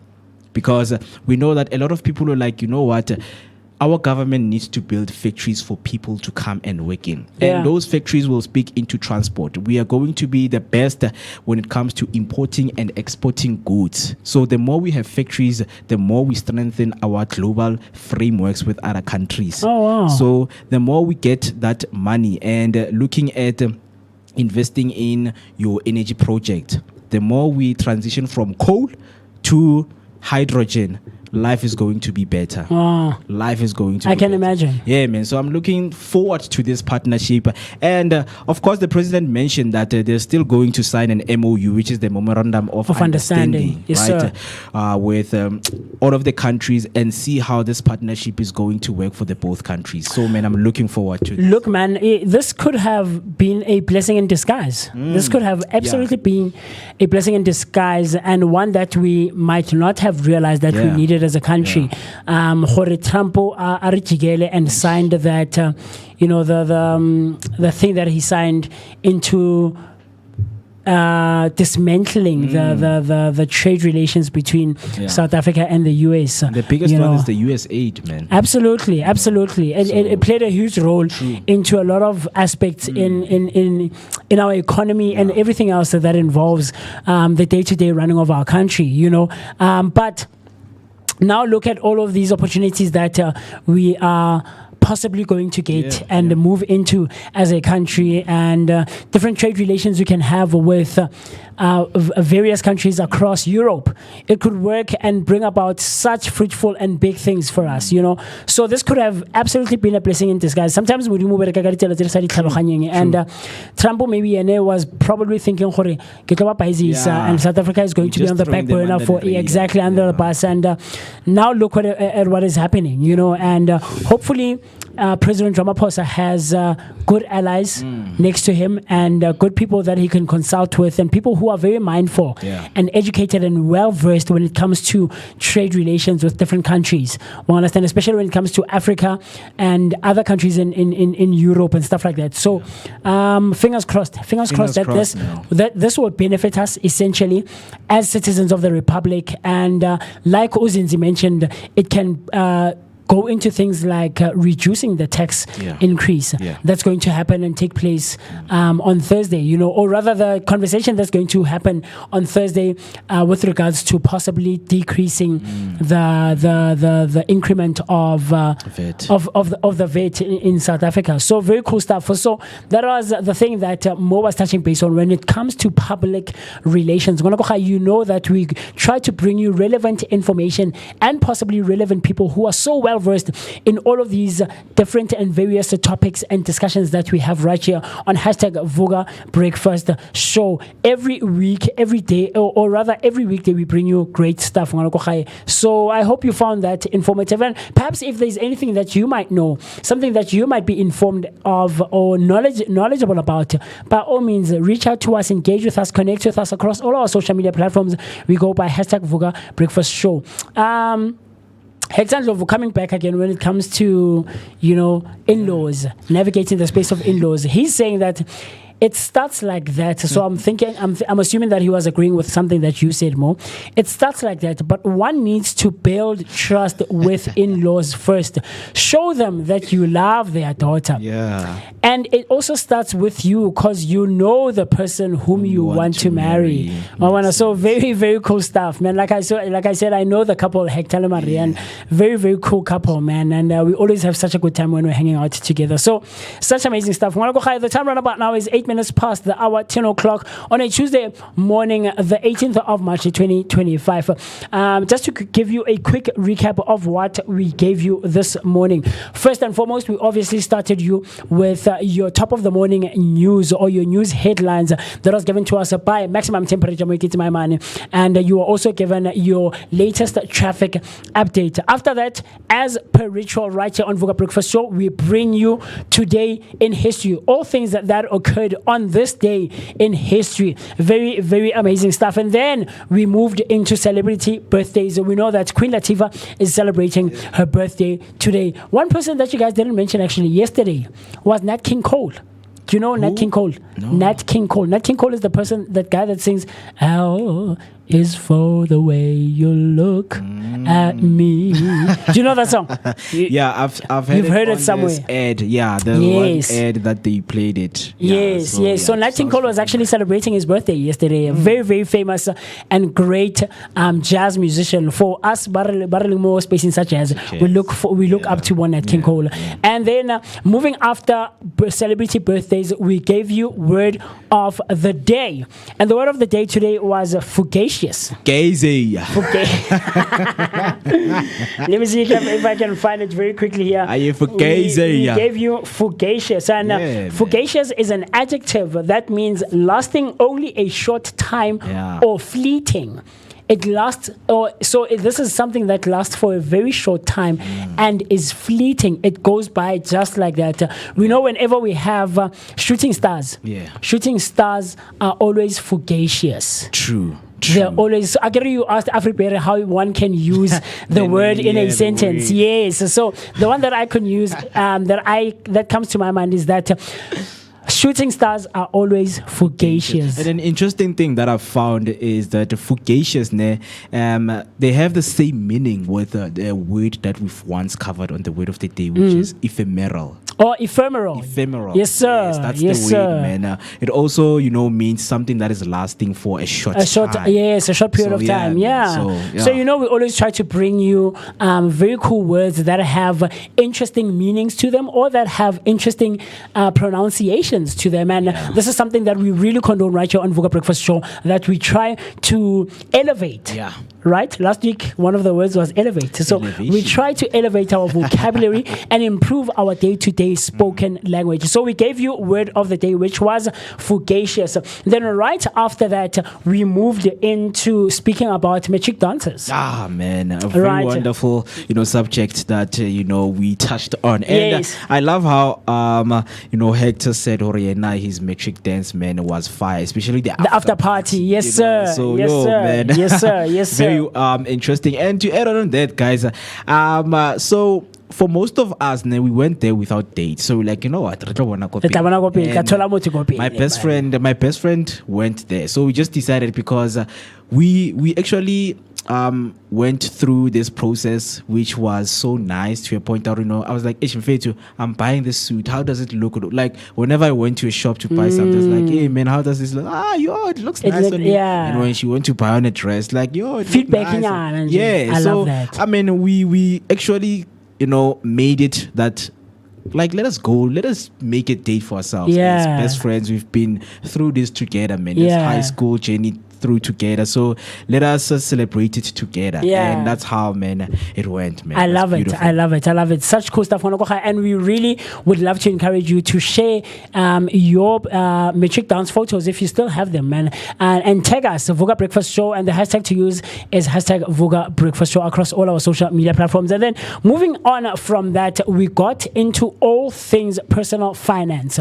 We were trying to equip you with the necessary information and knowledge when it comes to navigating the space of handling your personal finances and having the proper and adequate financial literacy and financial education. And we know Uzinzi came through telling us that the South African Reserve Bank is scheduled to meet on the 20th of March to hopefully have a discussion and deliberate about having a possible decrease in the Republic's VAT. So we spoke about all things personal finances, and then right after that, Afriberry came through, with the in-laws, with how you can navigate the space of, having in-laws. And Hector Ndlovu came through about, how he navigates and moves in that space, about building trust and having a good relationship with your in-laws, And then Mukezi came through with things concerning the public affairs space, and, informing us about how the EU is now working hand in hand with the Republic of South Africa, and hopefully this connection and this this coalition, I guess, for lack of a better word, will help us improve the state in which we find ourselves in as individuals in South Africa. And that's where we close it off. But before that, Mo, let me ask you quickly, and maybe Afriberry can come through. In closing, in 14 minutes past 10, who are you choosing on this Tuesday? Who are you catching? Who are you choosing? Well, this one, man, I will actually dedicate it to my brother. Yes, sir. My firstborn brother. I have 2 brothers, by the way. Are you the last one? Yeah. I'm the last okay. one. 3 boys. Hence, so I see you. Yeah, maximum temperature. Yes, sir. Of course, man. So yeah, man. This one I will actually give it to my brother, man. He has the firstborn. No, yeah, the firstborn. Okay. The firstborn has played every role that a parent can, onto me. And I just love how he navigates, his life, even though right now he is going through, some of the challenges in his life. Like, I just love how he manages. And a lot of things that I have done are actually from him. Yeah. The inspiration. Like, I'm glad most of my inspiration comes from him. Yes, from him. Yeah. And also, where I live, a lot of inspiration came from there. So, man, I'm choosing my brother for this one. His name is Tabang Maimane, and shout out, man. Shout out to you. So this one goes to you, man. This one goes to you. So for today, Ketum Tandayo, I choose my brother. Your brother. Man. I choose my brother. Yeah. Yeah. I love that. Afriberry, come through, man. Come through. I want to know. I want to know who you're choosing. Like, who do you have for this Tuesday? For me, I choose my grandmother. Yeah. She has been the pillar of our family. She's the matriarch of our family. I love that. So I choose her for being the fantastic, I can't say this word, but person that she is, and for always staying on my neck to be the best person and the best version of yourself, me that I could ever be. Thank you for believing in me. Thank you for thank you for being very patient with this very, very unruly granddaughter that God blessed you with. Yeah. So stay awesome, stay blessed, and may you see many, many more years that are still yet to come. And I hope with me that you'll see many, many great grandchildren that are still yet to come. Okay, look at you. Love you, ma. Otige. I love that. So, I mean, that's Afriberry hinting to us, guys, in the near future or the not so near future. I mean, I don't know. We're reading between the lines here because she's saying that she wants to give her grandmother many more grandchildren. I get it. So that's the assumption that one can make. So with me, the one person I'm choosing today, my grandmother. But someone I spent the weekend with is my sister-in-law, and you guys met her here in studio, Lesego. Yeah, man. I love Lesego, and it's unfortunate that she couldn't come and join us and hang out with us, but there's things that she's doing that side. She's trying to grow herself, Lena as well. So today I'm choosing her, Lesego Moyama, who's doing cool stuff, and we're growing together. And Nalena, we've known each other for the longest of times, and from time to time, Radula Mofa and Rawansana. So today it goes to her, Sehondana. I'm choosing you, man. Let me see, is it working, Mo? Hey, there we go. Yeah, man, So a huge shout out to her. So I would love to know, who are you choosing on this Tuesday? Use the hashtag across all our social media platforms, hashtag Vooka Breakfast Show. So with that being said, Mo, I don't know, is there anything else in closure? Nope. I have nothing, because what I want to say, guys, thank you so much for being with us. For those who have watched until the end, I would like to say your support is highly appreciated, man. Being here with us and engaging with you, it's something that keeps us going. Whenever you engage, man, we actually feel very, very alive, man. Because man, it's an energetic start of the day. We've always tried to bring you the best content right here, located in the heart of Johannesburg. It is Soweto Dobsonville, man, where Yvonne Chaka Chaka was born. Something that I'm going to Block 7. Block 7, man. And we're not even far. Like, we in Block 7. Yeah, we're not too far from there. I'm just in Block 7. So, man. That's all from me, guys. I'll see you tomorrow right here on the Vooka Breakfast Show. It was me, Mweketi Maimane, aka Max for maximum temperature, the son of Mother Nature. Generator. And then also your mawadi. Definitely, I pulled up my socks and used that, generator, man. Definitely, man. So, thank you so much, guys. I love you so much. Stay kind to yourself. I love it. Tomorrow is a Wednesday, and is Comedy Wednesdays right here on hashtag Vooka Breakfast Show. So we're going to be joined by one, if not two comedians, if I'm not mistaken. I have to check with my producer right there. But we're actually having two. We're having two amazing comedians who are doing great things in the space of stand-up comedy. I can't wait for that one.